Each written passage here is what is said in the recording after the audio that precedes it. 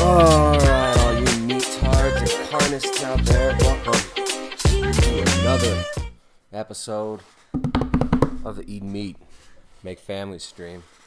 Chilling here with my little, I got my my clickbait prop right here. We'll call him Ribeye. He's a savage. Ribeye's daddy is a beast of a man dog. We're trying to convert him to veganism. We're trying to enlighten him, but he's refusing. He keeps, for some reason, he doesn't understand, and he keeps trying to eat that raw meat. No, I'm kidding, guys. We give him raw liver, raw beef, heart, bunch of good stuff. So how's everybody doing out there? It's been a while since I've had a stream. I've been streaming too much lately. Oh, the streams. Now, it's funny. I'll sit down and I want to make a video. I'll make another video, short format video. You know, the kind of videos that get views. And then I think, screw that. I don't care about making videos for views. I'd rather just do a stream, talk to real people, talk to all you meatards out there, and talk about real issues, real things that actually affect our lives. Unfortunately, YouTube has become clickbait central. I mean, we do a lot of funny stuff here. We like to commentate and laugh at some of the clickster baits out there. But man, I mean, how watered down has YouTube content become?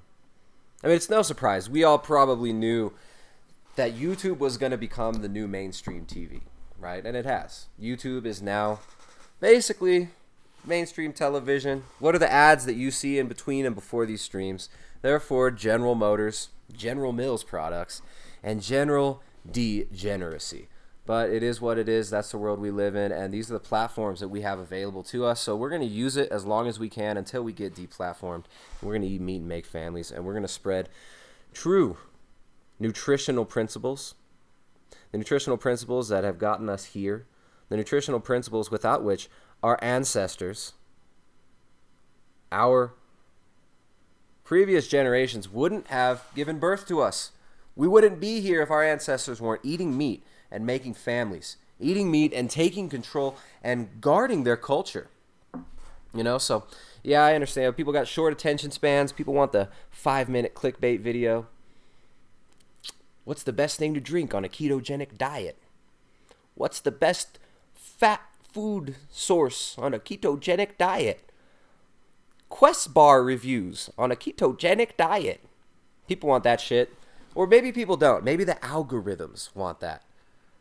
But then YouTube creators get duped into just feeding the algorithms, into just baiting algorithms to give them the views, snorting up them views like lines of coke on YouTube. But that's not what we're about here, guys. We're here to talk about true nutrition, about real life, not about how to prune and preen yourself for selfies, right? This isn't the how to take the best selfie channel. This isn't the celebrity gossip channel. This is the down and dirty, in the muck, we actually give a shit about our culture and our people and our families channel. So let's do some administrative stuff here. We started the Keto Collective for this month about 2 weeks ago. It's been really fun so far. A lot of carnivorous, a lot of carnies in this Keto Collective this round. And I've actually seen some incredible stuff. You know, I mean, everybody likes to latch on to these nutritional principles, and they'll take one little bit of it, and they'll use that as like the hammer that's meant for every single task, right? But there's so many different tools out there in nutrition, and a carnivorous style diet definitely has its place. Now, I don't think that everybody needs to go full carnivore, but there are certain situations that I've seen it work so well with. Now, we're going to talk to PHIL ESCOTT at about 1 o'clock Central. I'll give him a call, maybe a little bit earlier. Illiberal Autist is psyched for Phil. He says, shut up, Tristan, bring Phil on.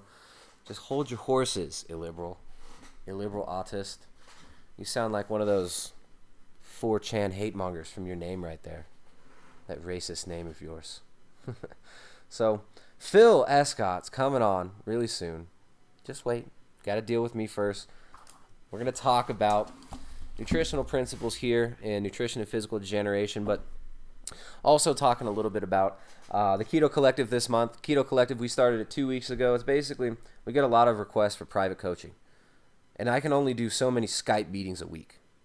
I told myself no more than one Skype meeting per day. You know, we're not meant to be sitting here in front of computers. It takes me at least an hour and a half to set these streams up. I like to actually have visual content, right? I actually enjoy having my stuff set up, right? I like to have a little visual stimulus. I like to pull up these funny PETA ads. I like to pull up these degenerate vegan YouTube videos so we could comment on them. But it does take time and it takes energy, and it's not so healthy to be sitting in front of a computer all the time. And so I get a lot of requests for private coaching. I only do like one Skype meeting a day maximum. We found a way where we're able to give people better coaching in a community-based experience where they're able to ask questions whenever they want. So we're not, being constantly blown up with emails, because I do emails once a day. So when I do private coaching, we get one meeting per month. It's usually a 1-hour Skype meeting, and we can take care of a lot right there. We can take care of a hell of a lot in one meeting. Most clients I work with, they're totally fine after one meeting, and then with just a little bit of encouragement via email. And if they got any questions, they'll shoot me an email. But we found a way where we can give people more time, more energy, and a community-based atmosphere and setting. We call it the Keto Collective. We use a Discord server, which reminds me, yes, it's closed. Okay, I got to close all my other programs to make sure I got sufficient bandwidth. You guys tell me if I start lagging. I might have to restart the stream here. I should be good for now, though. So the Keto Collective is a way that we can handle more clients. We can take up to 50 to 60 individuals. We usually end up between 20 and 40 people every month we do it. We've been doing it every other month, but we're thinking about doing another Keto Collective in September because we've had a lot of interest and a lot of people emailing us about coaching. And it's just, there's so much more value, and we can do it for cheaper, and we can handle more clients when we do it the way of the Keto Collective. So it's been a lot of fun this month. We've got one lady, shout out to Marita. She's over in Germany, and she's had some major autoimmune conditions and been basically bedridden for, it seems, if I'm not mistaken, much of her life. And she started using a keto diet, and it helped her a lot. She got rid of a lot of her issues, her digestive issues. She started getting her brain back a little bit, but she thought that was as good as it was going to get. She ended up seeing some interviews that I did with some people. She saw my goofy ass on YouTube talking about, hey, perhaps some people will do better on a more carnivorous style diet. And she thought, shoot, maybe it is these oxalates. Maybe it is these plant toxins, these salicylates, these histamines, these protective compounds that the plants put in themselves to prevent themselves from being consumed by humans and animals that could be causing inflammation in my body and in my gut. She had major swelling in her hands, major edema in her hands where it was constant pain. And she sent me a photo the other day. And on Sunday, she jumped in and kind of talked about her story, and it was so cool hearing it. But anyways, we record all the live meetings. I'm not going to share the recording with you guys, but we do share. Anybody who's in the Keto Collective, you get access to the live recordings for as long as the internet or our website exists. And if you're not able to make the live interactive voice chats, you can just listen in, send your questions in via text, or if you don't want to talk, some people are just more shy. They like to chill in the back of the class and listen. That's totally fine too, because you just use Discord on your phone. You can even chat in on the live chats, which we do 2 times a week at least. We usually do one lesson, and we stagger the lessons. The first week we talk about macros, learning how to set your macros. Some people are just like, dude, just tell me what my macros should be. I don't care about all this shit. If that's what you want, we do that too. We talk about meal timing. We get into more of the ins and outs and stuff about how to actually properly formulate a healthy lifestyle that you can stick with long term. And it's been cool seeing how carnivore style eating is such an amazing tool where keto often fails for people. So it's been really cool to see someone like Marita get rid of the edema in her hands that were so swollen she could barely move her fingers. And she was saying she has the most beautiful German voice. She said, it's just the most, I love the German accent. When Germans speak English, it can be so beautiful. So I always thought my hands were really beautiful. And now I can move them. I don't have to wear the compression gloves. She had to wear compression gloves and sleeves constantly. And this woman now has more of her life back through just making simple nutritional choices and feeding her body the nutrients it wants. So this is why we're always teaching about ancestral nutritional principles as shown in books like Nutrition and Physical Degeneration, which I totally forgot to load the pictures up onto the computer, so I'm just going to share the iPhone. Let's see. I'm going to have to share this iPhone. Where's the iPhone? iPhone. There we go. We're going to talk about isolated and modernized Australian Aborigines and how we can kind of take a little hint from these native cultures who have lived without degeneration, without soy boy degenerate foods, without the global McMonoculture destroying their health and the health of their families and the health of their friends and the health of their culture. We can take note on how these people lived and maybe be able to formulate diets and lifestyles that can use some of the principles that this guy, Weston A. Price, we're reading again from Nutrition and Physical Degeneration, Dr. Weston A. Price started the American Dental Association. He was trying to figure out why so many Westerners' teeth were degrading, why so many Westerners had terrible health, degenerative diseases, and major problems in not only our physical health, but the health of our society, the morality of our people. And he ended up traveling to all these native cultures and finding that they all used animal foods, they all used animal-based nutrition, and we're going to look at some of the principles that these healthy cultures have used. So looking at the isolated and modernized Australian Aborigines, in selecting the individuals of the various groups, special effort was made to include children between the ages of 10 and 16 years in order to have an opportunity to observe and record the condition of the dental arches after the permanent teeth had erupted. So if you look at much of the Western population, right, we're seeing a lot of degeneration. We're seeing a lot of really poor health. I mean, granted, there are some amazing physiques, right? There's some people on these plant-based diets that are getting results. You know, I mean, look at those. Look at those breasts. Look at the breasts on this woman.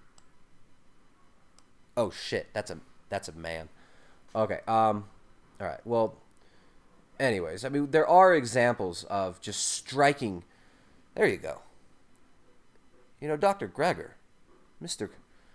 Just the vegan Ubermensch, Dr. Greger. I mean, there's you know, you got guys like this out there giving nutritional advice, and these guys are obviously getting results. How to heal leaky gut on a vegan diet. So, you know, I mean, there's different strokes for different folks. There's these guys getting results. Dr. Greger, look at that. Look at that strict curl. That's a hammer curl, and that, I don't know if that's a 1 rep max, hammer curling that microphone. But that's just incredible. So, you know, we do have staggering, you know, examples of mental health, like Joey Carbstrong, showing you how to eat a vegan diet of fake eggs, fake cheese, fake bacon, and fake steak. You know, we got this stuff. You've got, you know, really, really intelligent, strong people out there. Really just, you know, smart activists out there like this chick. Check out Kelsey, vegan Kelsey. This is not a clip from the 2013 film Spring Breakers, which is actually a very, very interesting film for anybody who's interested in like cultural critique and film. It's a haunting film, Spring Breakers from 2013. This is not a clip from that. Check this out. You know what sounds great on this beautiful day? How about some corpse? Yum! I love eating innocent animal. Because climate change doesn't exist, and you can only get protein from animals, and that's a fact. Oh my god, what do we have here? An alternative with half the fat and comparable amounts of protein? We can't have that, not in this household. I just don't understand vegans. Like, our Lord and Savior Donald Trump is going to save us one day, and we can all eat animals in peace. Do you know what sounds great? Okay, that's that's horrifying, right?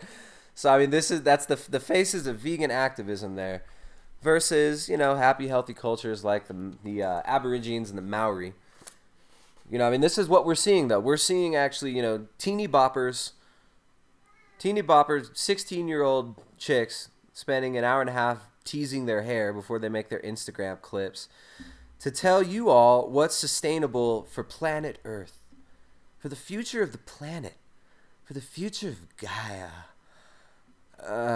Gonna go to Burning Man when I'm 18. It's gonna be so awesome in that orgy tent. I'm gonna try to find Aubrey Marcus in the orgy tent. Burning Man. I mean, this is what we're given. This is the fake culture we're given in lieu of our real cultures, right? So here's the actual culture that was living happy, healthy lives in Australia, the Aborigines.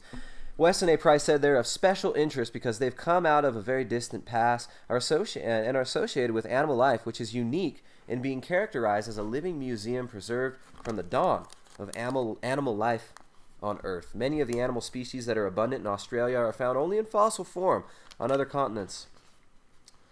The Aborigines are credited with having the most primitive type.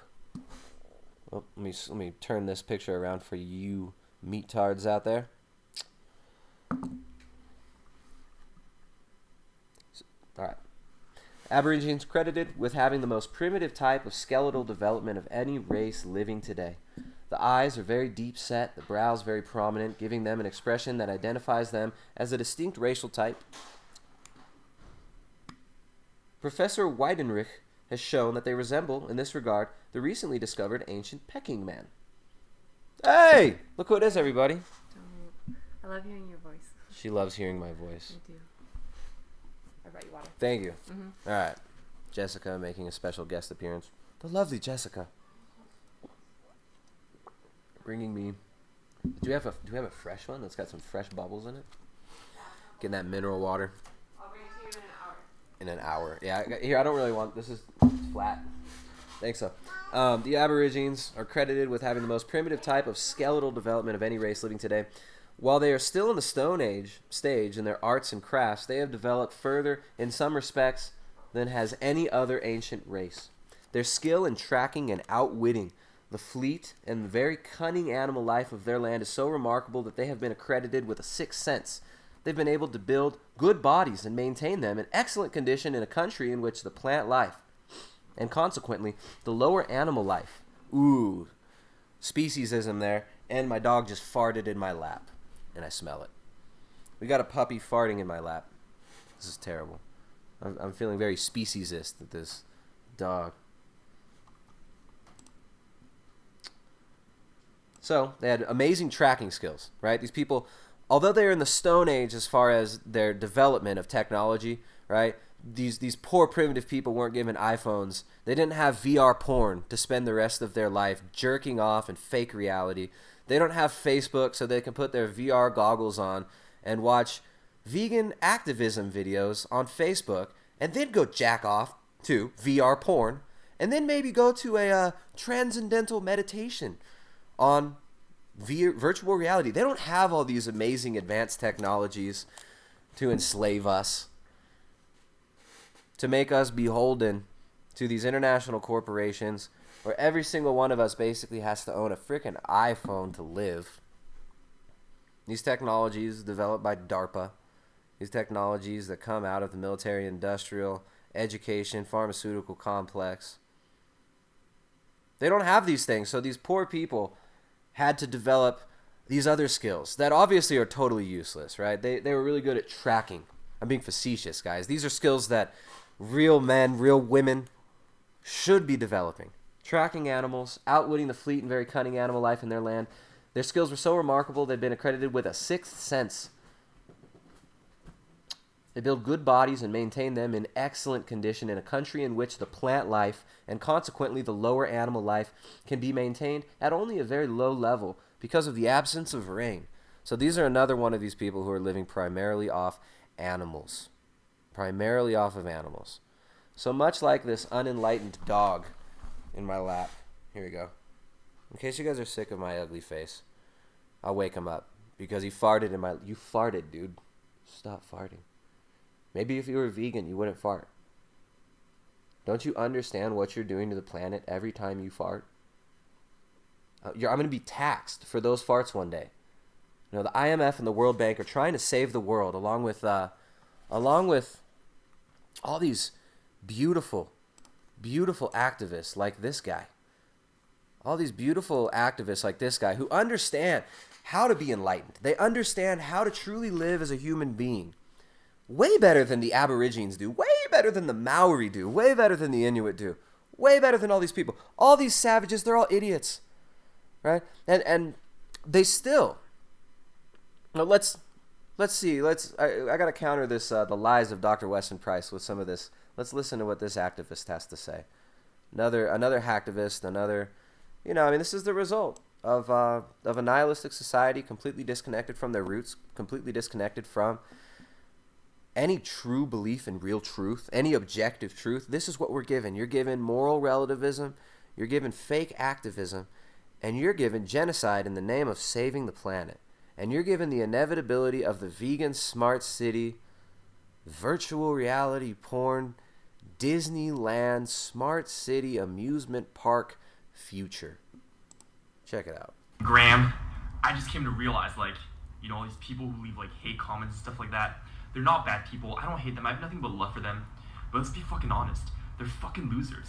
When they leave a comment, I read this comment that was like, oh, you know what I love about pigs? They taste good. And I'm like, dude, you're so clearly trying to make people feel bad. And you know what? People who spend their time trying to make other people feel bad are fucking losers. Not in the sense that they're bad people, but in the sense that they're going to lose their life. They're going to have a shitty life. Because hating on people, spending your time doing that type of shit is a loser fucking move, is a waste of your fucking time. Those people at the end of the day are completely irrelevant. You think that when the whole world goes vegan, which it is, it's inevitable that these people are going to still fight for their shit. They're just going to follow everyone because they have a follower mentality. They're not thinking for themselves. So you know what? Fuck those people. I have nothing but love for them, but whatever. They don't fucking matter. So stop fucking caring about them. Good morning, Graham. I just can't. Damn. All right. So they're all just losers. Fuck those people. I don't got no hate for them, but fuck those people, bro. Yeah, fuck all those dudes, dude. Look at my fake fur. Check out my fake cheetah androgynous outfit, dude. It's the future is vegan, bro. The future's vegan. This is, I can't believe it. I'm from the middle of Minnesota, and I talk like I'm from fucking California, dude. I talk like I'm a Southern California rat now, bro, because everybody just watches MTV, and we're given a fake, total, global McMonoculture, and we all talk like we're from California. If you want to be an activist, you got to maximize that sass, bro. You got to get that sass going. Activism is all about sass on Instagram, dude. It's fuck all those people. All right. Let's go back. It's crazy, right? That's what you're given. That's the culture you're given. That's the cultural values you're given instead of real ability to live in your environment, which the Aborigines have. And they had the ability to live in their environment, to thrive in their environment, and they had very low incidence of the chronic diseases that totally destroy modern man.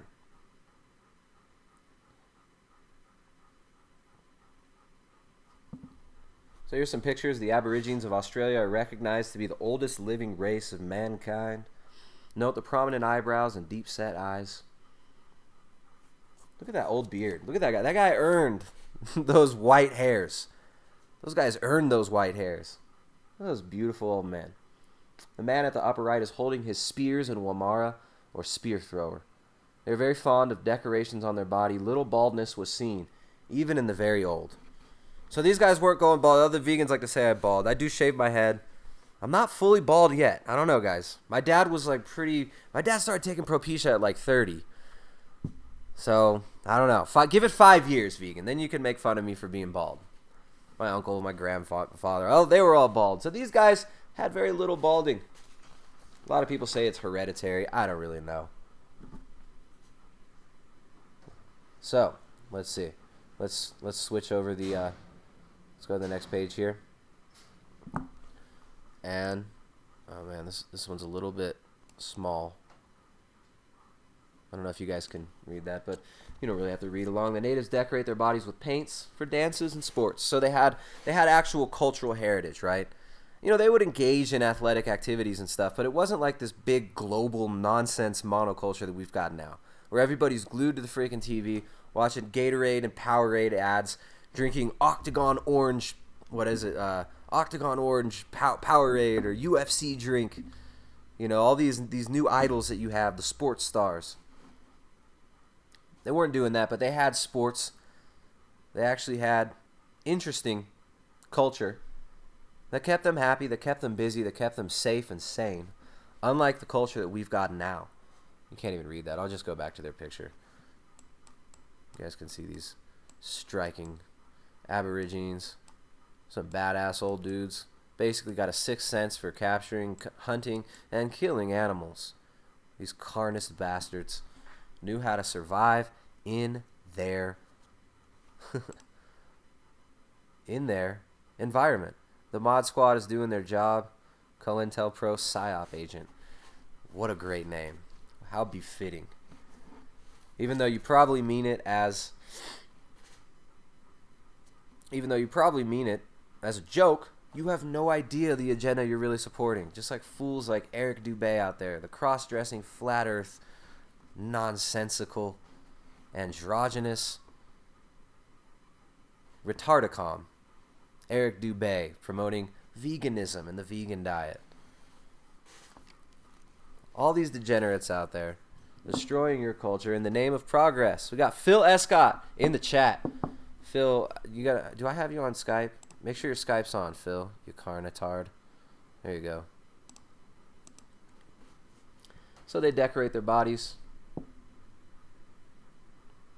They knew the habits of all the animals and insects so well that they are able to produce the calls of the animal and thus decoy them into traps. The Aborigines are able to decoy birds by the most ingenious methods. They travel with their bodies, disguised by the grass and shrubbery, and enter the water with a headgear made from feathers of one of the birds. Once in the water, they then maneuver in a manner similar to that of the birds, go among the flock of wild ducks or swans working entirely underwater. They draw the birds under one by one and take load after load to shore without raising the suspicion of the flock. This is how humans use ingenuity and intelligence to master their environment. This is how human beings who aren't yet conquered by the global McMonoculture live. Their social organization is such that every person who had been in contact with them testified they had never known any of the Aborigines to be guilty of the theft of anything. So they weren't thieves. I know I've talked about this before, but when I was on a vegan diet, the guy who actually got me into veganism is now in prison for robbing a bank. And he got arrested at Cafe Gratitude. Now, this wasn't a bad person, right? This was a malnourished dude who was justifying his insane actions and actually told people he was going to rob a bank, ended up robbing a bank, got arrested at Cafe Gratitude, the place where the vegans then threatened to kill and protested the owners because they ended up being not vegan later on. So crazy, right? So, okay, so this guy, who was an actually really nice dude, really nice guy. He was a great skater. He used to do these really high nollies and would like nollie heel flip off of this thing at the Santa Cruz Park. He was a really good skater. But I saw him degenerate so much, he got really into like raw food veganism. He had a kid. He thought he was going to make some money, save up some money, and get his kid from his degenerate wife who he had divorced. And he had this whole story and this whole like thing going on in his mind. He ended up robbing a freaking bank. Really, really sad. Now he's in prison. Who knows how long he'll be in prison. Robbed a bank with a gun, arrested at Cafe Gratitude. That was the guy that I first met that got me into veganism. I used to see these vegans that I knew robbing the farmer's market. Not robbing, but stealing from the farmer's market regularly. The vegans that I knew, every single vegan I knew was stealing from the farmer's market and from health food stores and justifying it because they're trying to be healthy. They're just stealing from the man. It's not like you're stealing from one person, dude. It's this store. It's Whole Foods. It doesn't matter. This was the vegan undercurrent and the part of the society that I was even a part of, right? Like I used to shoplift as a teenager. We all done stupid shit, right? We've all done dumb stuff. But when I was a vegan, I remember stealing supplements that I couldn't afford from the health food store and justifying it. And knowing that all these other vegans that I knew would do the same thing. And we're doing the same thing. And we'll talk about how cool it is. Like Robin Hood, steal from the rich, give to the poor, dude. It's the modern degeneracy brought about by this moral relativism. And the result is all these different religions, all these manifestations of the total insanity and the fractured psyche of humanity, when he steps away from true heritage and true connection to what is true and what is objectively real and objectively eternally true. Stealing from friggin' farmers markets, man. Awful. I remember this dude, Sean, like the first vegan I really knew, and he was just this like total like acided out hippie. He used to hang out at the university but didn't even attend the university, that kind of guy, right?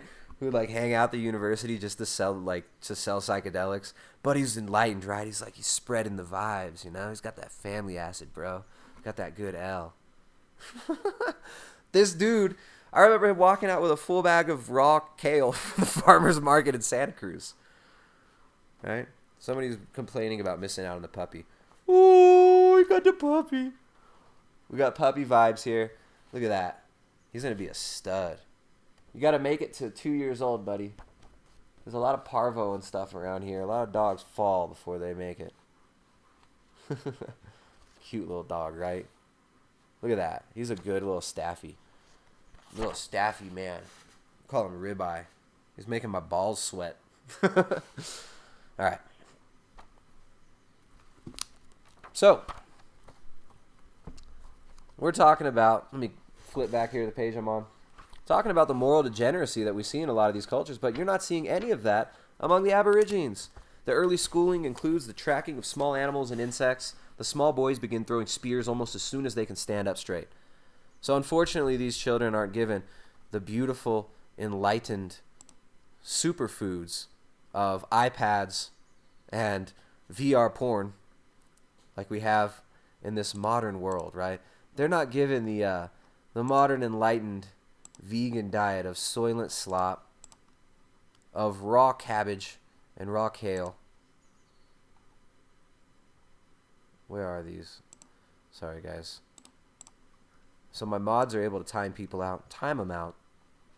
If you even think someone might be trolling, time them out. But don't time out. Oh, wait. I know this guy. You're not banned.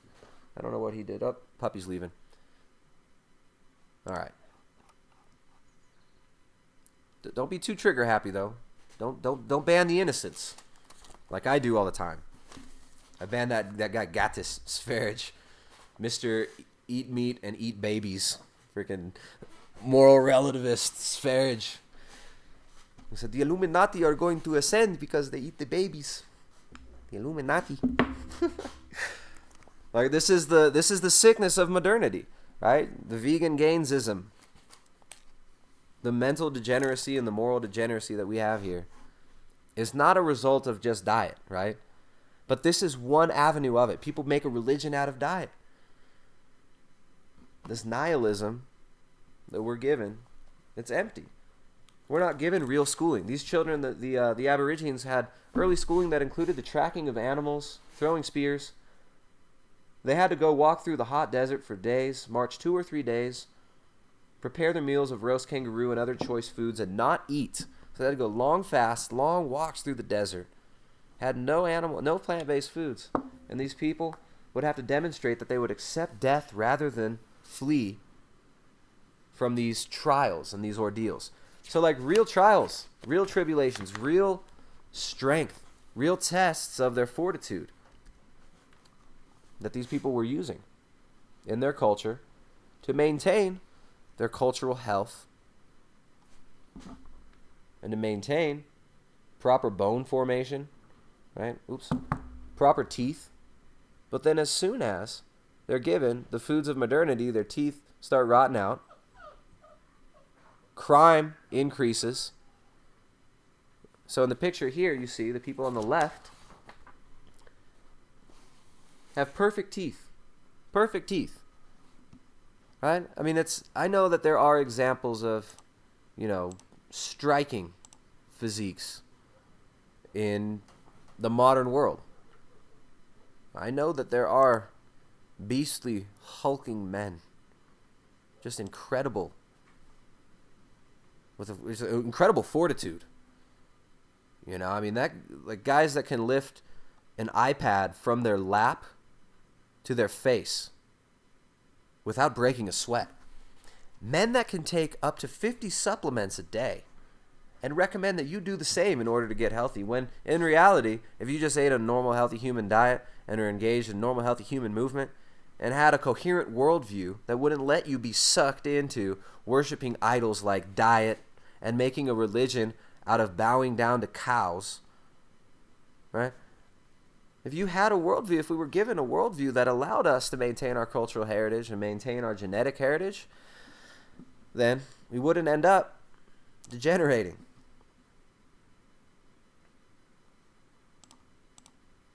So if you see the picture on the left is people eating their native diet, whereas on the right, wherever the primitive Aborigines have been placed in reservations and fed on the white man's foods.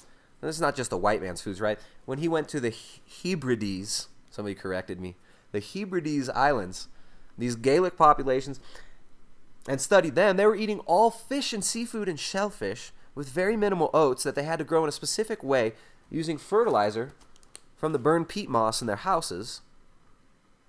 Yet, as soon as they were given the modern foods, which Weston Price calls the white man's foods, but I would kind of posit this is not the white man's foods. These are the foods of, he calls them the foods of commerce also. I think that's a much better term for it. I call them Disney foods. These are the mono-McCulture McDisney foods that destroy cultures and destroy people's health.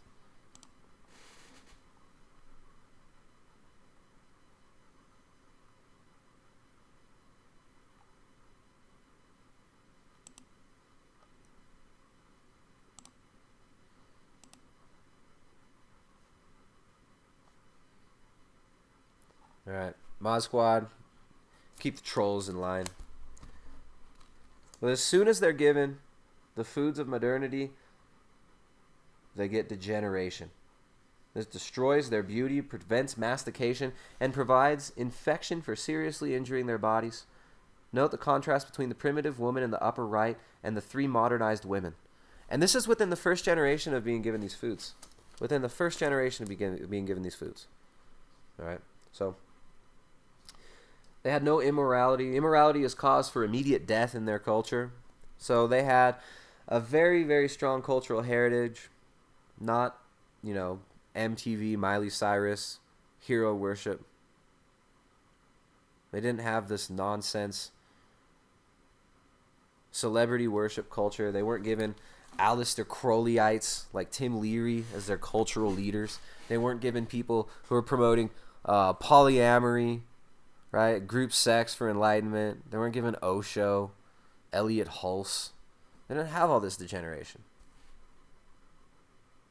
The growing boys among the Aborigines are taught deference and esteem for their elders in many impressive ways. Unlike, what you see today, you see a lot of the programming of the generation gap, the fake generation gap.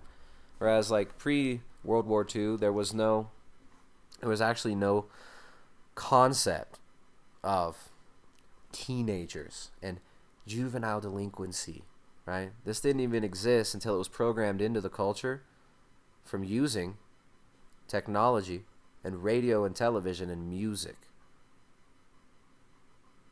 Osho's a joke, said Vegan Comedy Exactly. He's worse than a joke. Osho's far worse than a joke. You've seen the fruits of Osho? You ever met these former Oshoites? He was also promoting sterilizing his cult members, just like the people in the vegan community promote. This is not just, I have no problem. Anybody, you want to eat a vegan diet, that's totally fine. It's totally fine.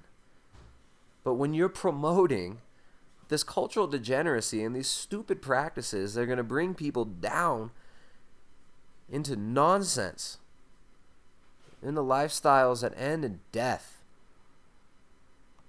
That's where it's a problem. And when you're forcing it through legislation, through cultural propaganda, and when you've got the UN, you got Bill Gates, you got big NGOs, billions of dollars from the Rockefeller Foundation being pumped through companies, you've got Monsanto, the whole way was paid for them through hundreds of millions of dollars from the Rockefeller Foundation funding the Green Revolution and the transgenic seed movement to consolidate all the resources on this planet, when you have people out there promoting this as if it's enlightenment and threatening the future generations of this world and our progeny, then it becomes a major issue for me. So someone said, ever thought about doing Vegan Gains response video? No. I mean, I sometimes I'll throw him in my compilations, but why would somebody respond? I mean, there's no reason. The guy's self-refuting. He's a moral relativist nihilist who believes there's no objective morality, yet wants to force a universal vegan morality and ethics on everybody, and he's sterilized himself anyways. The guy's got a self-refuting philosophy, and he's made his biology self-refuting. He's not. These people don't matter. You let the dead bury the dead. But thanks, Brian, for throwing the 10 shekels my way, man. It's always nice when people throw the super chats up there, because you know this will be demonetized rapidly. Someone's asking about Elliot prostate stimulate Osho White Hulse. No, I don't promote Elliot Hulse. Or anybody who promotes Osho and all this nonsense. All right, so anyways. So the young boys, they weren't allowed to kill slow-moving animals. Only the older men were allowed to kill them. Which I think is a really cool just sign of how much honor they had in their culture. How much esteem that they put on their ability to actually hunt. The difficulty of the hunt. Let's see. One of the most important phases of our special quest was to get information that would throw light on the degeneration of the facial pattern that occurs so often in our modern civilization. This has its expression in the narrowing and lengthening of the face and the development of crooked teeth. The development of crooked teeth, the narrowing of the face, the modern physical degeneration, the destruction of our genetic heritage, of our ability to even procreate too, right? The fertility rates decreasing, sperm counts down, sperm counts much lower in vegetarian populations. But I guess, it's enlightening to be sterile, right? It's part of the sacrament of the vegan religion to actually get a vasectomy.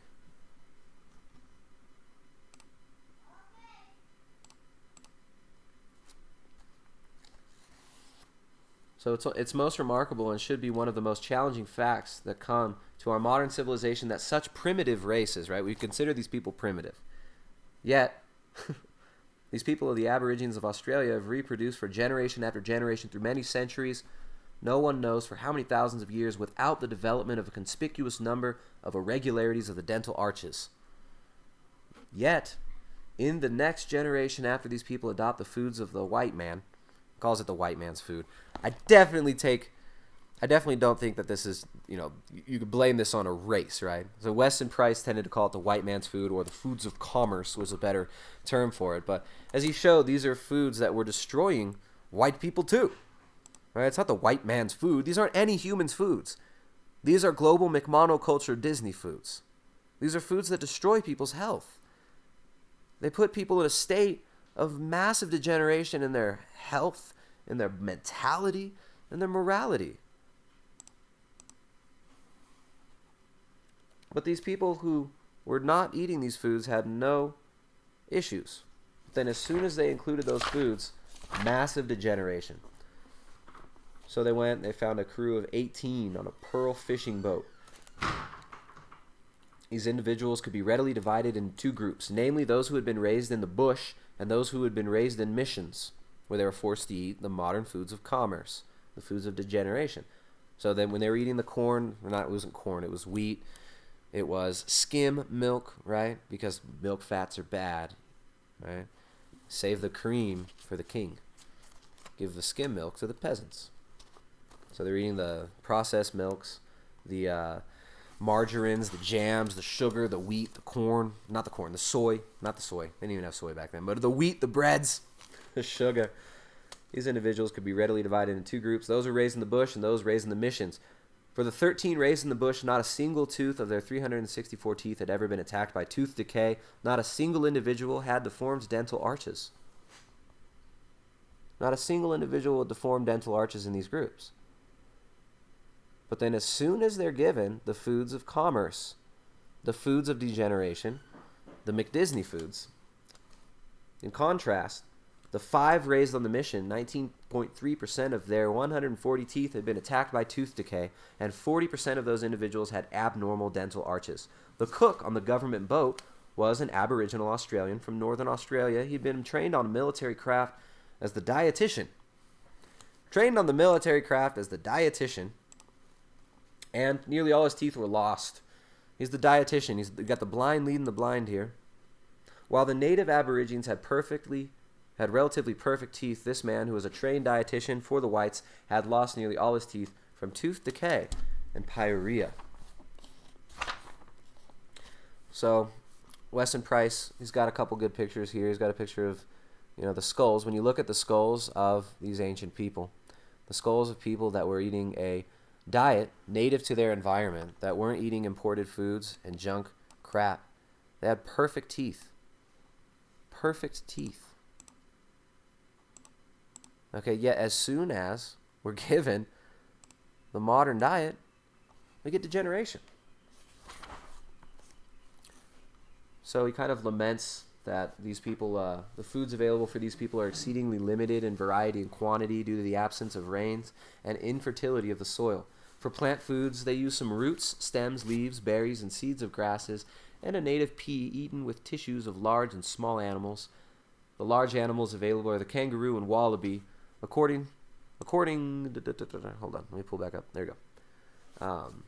Among the small animals, they have a variety of rodents, insects, beetles, and grubs, and wherever available, various forms of animal life from the rivers and oceans. Birds and birds' eggs are used where available. They are able to balance their rations to provide the requisites for splendid bodybuilding and body repair. In several parts of Australia, which originally supported a large population of the primitives, none are left, except a few score in reservations. They are also rapidly disappearing. Their fertility has been so greatly reduced that the death rate far exceeds the birth rate. So, oldest race on Earth survived for thousands of years, yet as soon as they came in contact with the modern foods of degeneracy, with the modern diet, their health failed. So, it's a real shame. It's a real shame that these same foods are being pushed on us now as a source of enlightenment in this post-enlightenment age, right? The age of enlightenment.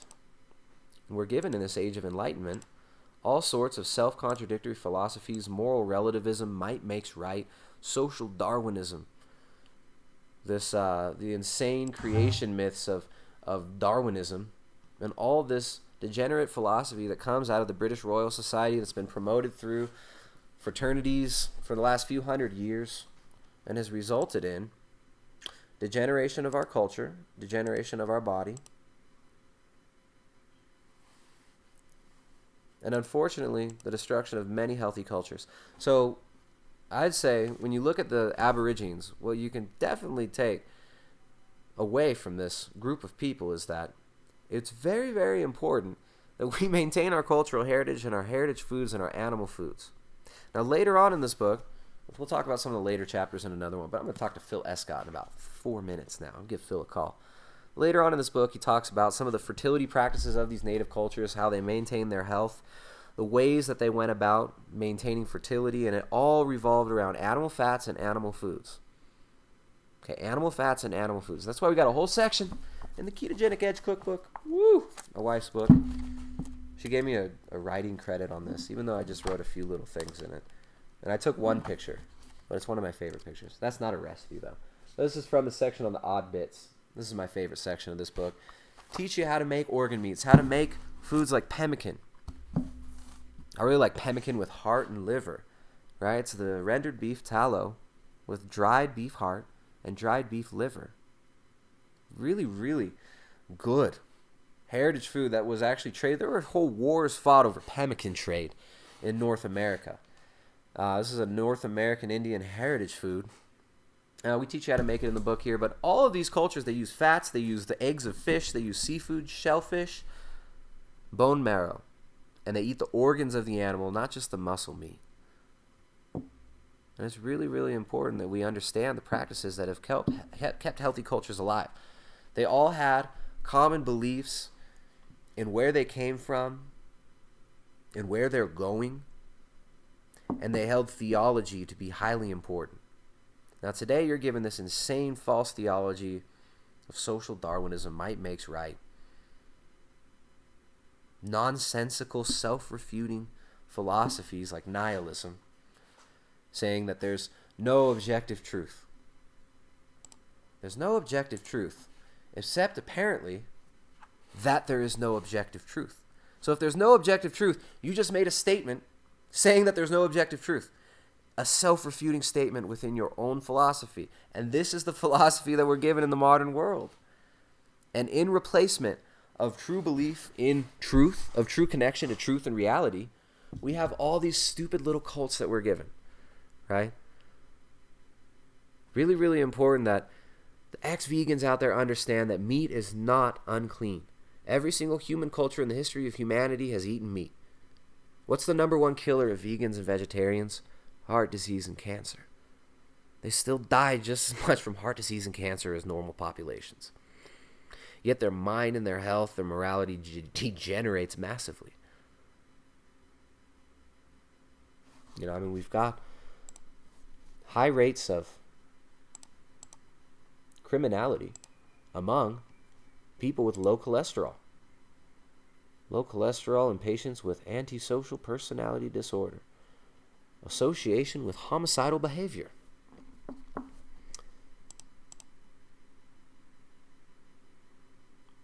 Low cholesterol and violence. Association exists between low cholesterol and violent behavior among psychiatric patients. Ooh, well, we shouldn't use this. We shouldn't argue against using cholesterol level, but we would argue against using the cholesterol level as a screening tool for predicting violent behavior. But it's highly associated with violent behavior. And suicide, antisocial personality disorders. You know, so psychopathy, serum cholesterol levels, and homicidal offenders. Homicidal offenders all having low cholesterol. So, you see the fruits of it. You see the fruits of veganism. And it hasn't really been good. There's not been a single vegan population in the world in the hundreds of thousands of years of human cultural history. There's never been a population so degenerated, so degraded as to make a religion out of killing themselves through their diet. And I've seen it destroy families. I've seen it nearly destroy my health and my life. I showed the video clip of when I was a vegan on one of these more recent live streams. It's shocking. Like, my neck was like gone. And before that, I was never like big and muscular, you know, but I could do a decent amount of dips and stuff. I had like some shoulder development from doing some dips. Dude, when I was a vegan, I was like dying. I literally almost died as a vegan. This is why we speak out against this. This is why it's important that we understand that our cultures and our heritage is being degraded, and we are being socially engineered into this smart city, soylent slop, brave new world. Right? That's why Huxley said the revolution is total. Every aspect of life. So yeah, if you read Brave New World Revisited by Huxley, and Huxley, Aldous Huxley was the son of Thomas Huxley, who was Darwin's bulldog. Thomas Huxley actually also reared H.G. Wells, who wrote this book called The Open Conspiracy, and another really interesting book called The New World Order. And when you hear these terms, yes, you get the, pull the tinfoil hat out, but give these books give a read to H.G. Wells's nonfiction books. He lays out the whole agenda right there. Read the 1929 Cosmopolitan magazine from Lord Birkenhead, talking about breeding a generation of dullards with selective breeding and feeding everybody cellulose. And we'll control all the weather and all human breeding for the greater good of the earth, of course. So anyways, Huxley, in Brave New World Revisited, says that Brave New World is a culmination of all of the revolutions, of every single revolution. This is the final revolution, he said. And you read that book, these people are eating drugs and food dispensed to them from central AI. Actually, in the Brave New World film, there's this funny scene all about how people used to eat meat. All these savages used to eat meat and be out there in scary nature. Be out there in the scary world of nature, away from cozy little confined London. They said that the revolution is total and it's every single aspect of life. It's what the Pentagon calls full spectrum dominance. Check out Huxley's speech to before those Berkeley students. That's another really interesting one. Talking all about the full spectrum revolution of every aspect of life and control of every aspect of life. So the transgenics movement, genetic modification of foods, the consolidation of all resources under a few corporations, all bankrolled through Western banks, through NGOs like the Rockefeller Foundation, the Ford Foundation, all supported via the Royal Society and pushed on populations. This consolidation of resources, this transgenic seeds movement, the transhumanist movement, these are not isolated things. This is part of a spirit of the age, the cultural zeitgeist, the spirit of the age. The results of nihilism and the loss of our connection to humanity, to where we come from and to where we're really going. Right? Because all this nonsense, all this transhumanist nonsense, this futurist crap, this smart city future, the solid state humanity, this is not going to come to fruition. These people are sick. This is a sickly philosophy, a suicidal philosophy. I'm going a little bit too deep here. Let's get Phil Escott on though, guys. Who wants Phil Escott? Former vegan Phil. Long-term vegetarian and former vegan. He's going to jump on. Let me pull up Skype and call Mr. Phil.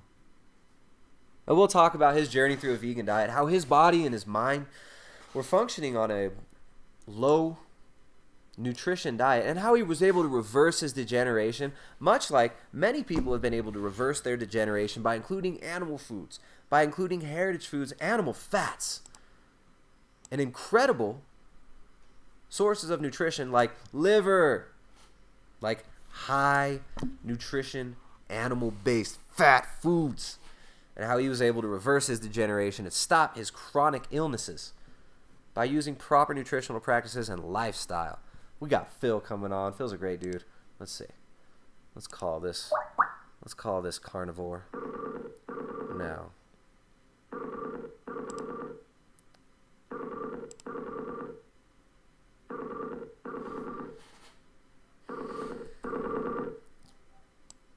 Reverses degeneration.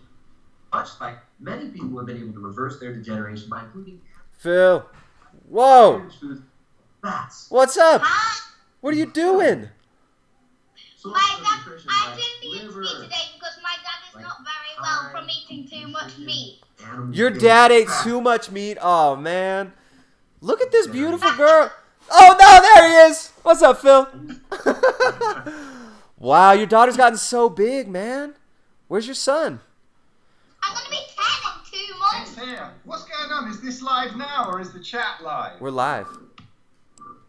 Cool. Wow. I got 2 of them running at once. 2 rascals. Phil goes from degenerating in his body to eating meat and making families. This little chap, I was going to sit him there so it looked like you in the chair because it looks like your chair's collapsed. Oh, man. So what are the kids up to today? Where's Mama? She's at work at the moment. Nice, nice. I've got chaps.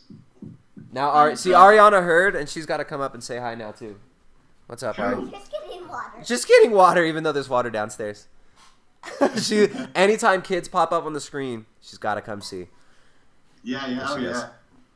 yeah. He's climbing all over me. Look. Say hello. Wow. Say hello, Peter. So do your kids like eating meat? I eat lots of meat. What kind of meats do you like to eat? Chicken. Yeah. Do you like steaks? Yeah. Nice. What do you think about your dad? Is your dad a funny guy? Yeah. Does he make you laugh? Yeah. He makes me laugh so much because sometimes he even throws me and Peter on the sofa. Whoa. There's an admitting to child abuse there, right? I think in the throwing you on the sofa, you poor child. When they eat meat, they bounce. They're cool, you know? Yeah, they're resilient. They're more resilient to a good spanking when they're eating the meat. Oh. They are. We got Jessica here. Bye, Bye, kids. See you later. All right, man. So we got Phil Escott here. Phil's the author of a great book, Arthritis: The Greatest Thing That Ever Happened to Me. Right? Is that the title? Well, best, greatest, best. Yeah, best. The best thing that ever happened to me. So what the hell happened to you, man? You grew up with long dreadlocks, I hear. Yeah, I had a haircut in 1979. Uh-huh. And I had another one in 2011. So. Wow. But yeah, it definitely started to fall out on veganism. Well, when Amelia was young, yeah, she used to swing on them at the back. You know, I had some of those big fat Congos, and she could swing on them. But it got to the point where if she caught one at the front, it was hurting a bit. So I thought, maybe it's time to just throw in the towel. Yeah. Christmas Day 2011, time to get rid of the dreadlocks. So yeah. So you started. How'd you get into like vegetarianism and veganism and all that? Let's kind of start from the beginning. I know that you've gone through a long journey. We talked about a lot of these things before, but probably got a lot of new viewers who aren't so familiar with your story. Well, I guess it was from the TM movement. I got stuck in all that sort of meditating thing and that sort of whole spiritual thing. Oh, this is really, you can't eat meat and it's really unspiritual and all that crap. Yeah, I never really got, the environmental thing. I mean, I was kind of aware of it and I thought, oh, isn't that great? I'm saving the planet as well. But I was never militant. This is what puzzles me when now I've got this YouTube channel and the unbelievable attacks you get. I think, what's the point? I can't understand it. I was never like that. I just, I'd use all the phrases like rotting flesh and chicken periods, carcasses, like that. Carcasses. Yeah, that kind of thing. Yeah, dead carcasses. So, but I didn't really mind, and the smell of bacon cooking always kind of tempted me back. Yeah. But I think it went in the late 90s mostly when I owned a gym and I was doing a load of training and my body just said it really doesn't want lentils all the time anymore.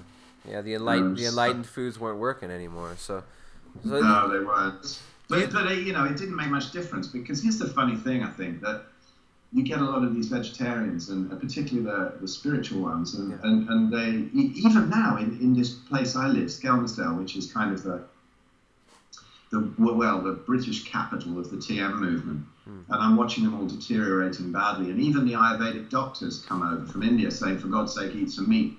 But their answer is to sort of add a chicken breast here and there to their rice and dal, and it doesn't really do much good. It's about what you cut out. So they're falling to bits. So yeah, for me, it was, the whispers were there for many years. And then in 2010, sort of overweight and fat and 99% vegetarian. I'd eat a bit of chicken now and again if I went out. I don't think I'd ever really cooked it in my life. And I was 2010, I was 48 and fat and ill. But then we went off to Thailand, which was almost unbearable because of the inflammation and the unbelievable heat. I couldn't stand it. But I had this great fishing holiday there with my good friend Stuart Gillen at his amazing resort there. And I came back and one ankle just went like it was sprained. When you sprain your ankle and it puffs right up, I could hardly walk on it. And I went to the doctor and they said, have you sprained? I said, no. And then about a week later, the other one went just that fast. And then the left knee went, and it was just like, what the hell's happening? It was like they were suddenly inflated and I could barely walk on them. My back had been bad for, a couple of years and I was living on, non-steroidal anti-inflammatories, which were obviously destroying me. Oh, man. I was well over the recommended dose to even be able to get out of bed. So like Advil and Tylenol? Yeah. Because those really kind of wreck the gut, I mean, that's... Oh, my gut was in a mess. So, I was shitting like 7 times a day. Yes. Oh, nice. So like shitting like a ruminant and eating like a ruminant. What do you want, sweetie? Yes, go on. Can I flush the toilet? I hate to think what he's put in there. I hope it's one of his toilets. Usually he throws them over the fence or something, But so anyway, I was and I had iritis as well, which is like when arthritis gets into your eye and it really, really hurts. What is that? What are the symptoms of that when you have arthritis in your eye? Tremendous pain, just tremendous pain. Well done. The iris kind of sticks onto the lens, and so if you refocus, it's almost unbearable to refocus, and then it starts going really milky and cloudy. It's horrible. It's really horrible. Oh, that must have been scary, man. Was that frightening? Did you think that was maybe something else? I mean, now you have such a prevalence of how many people do you know personally who've had brain tumors now? Yeah, I mean, just the prevalence of cancer and stuff like that. It's kind of freaky. There's loads. Well, there's Andrew and his amazing story. He's in the chat right now, isn't he? Andrew Scarborough. Brilliant story there. A really, really interesting dude. No, but I had the iritis, and I had it like 4 times. One time it got into the macula, and people's faces started to change into like demons and stuff. That's nasty when it gets in there. That can blind you. I've still got a little blind spot, where that was.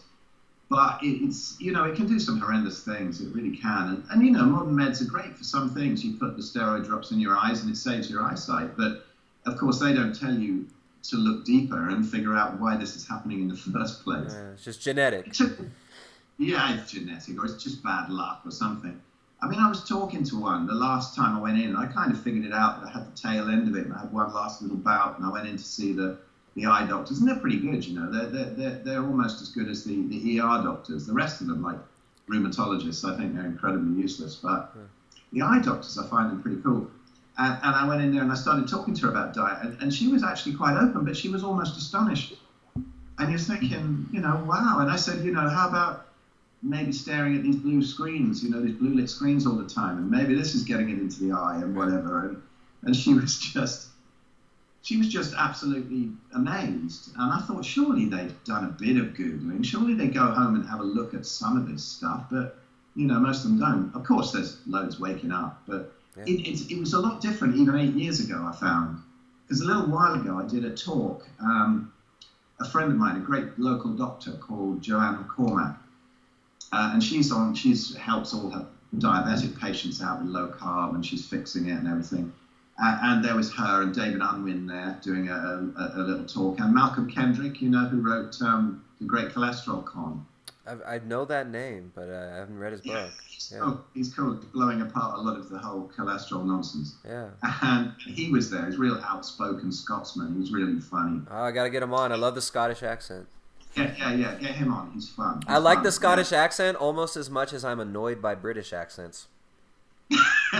I'm kidding. I love your accent, man. You got that nice sultry. You got that nice sultry British accent.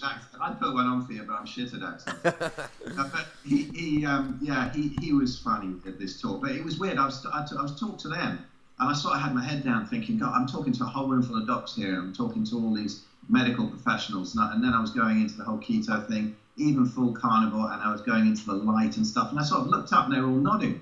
I was surprised I hadn't been hit in the head with a bottle yet, because when I was seeing them all the time back in 2010, 2011, they weren't receptive at all. Wow. But now, it seems to be opening up. And then I had like 4 GPs around me at the end of the talk saying, so how would you deal? I've got ankylosing spondylitis, How would I sort this out? And I thought, there's a GP asking me about this and another one asking me about some patient that he had with arthritis and one with like IBS. And it was fascinating that they're sort of actually opening up enough to ask people who are, well, what Joanne McCormack calls expert patients, I suppose, that she has along to her talks. And so that was nice anyway, docs waking up a bit. But that's amazing. You see a lot of that now. You see actually like, I think the something that's a real big stumbling block for a lot of people though is the how do doctors make their money? Well, you make your money by prescribing drugs. You get certain kickbacks. You get a certain amount of money for giving a child, a fully vaccinated child, his little pedigree. You get a certain amount of money. You get kickbacks every time you're prescribing statins. right? And the dosage never really goes down. They just got to keep on raking it. So how can you monetize a practice and be able to pay back the massive amounts of debt that you've incurred going to the universities that were all funded by, the Rockefeller medicine, the whole Rockefeller medicine scheme? How are you going to get back the money that you've already paid and gotten into debt for in order to purchase this credibility? I mean, it's kind of sad. I know, and it backfires so much.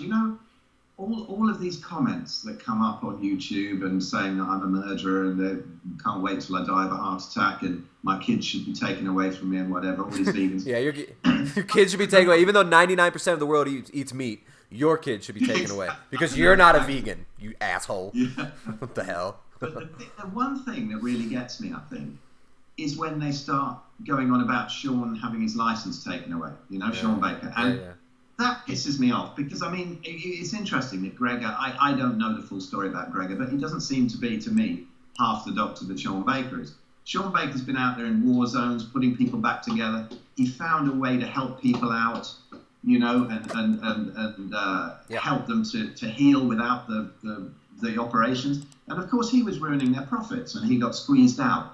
And all these vegans can't go X in capitals, Dr. Sean Baker, who is diabetic. And you're like, oh, you bastards. That one really kind of annoys me. They love that no vegan has... There was like one guy who made a video about when I shared my lab results, and he just kept going on and on saying, your cholesterol is out. Your cholesterol is off the charts. Your cholesterol is off the charts. It's off the charts. Off the charts.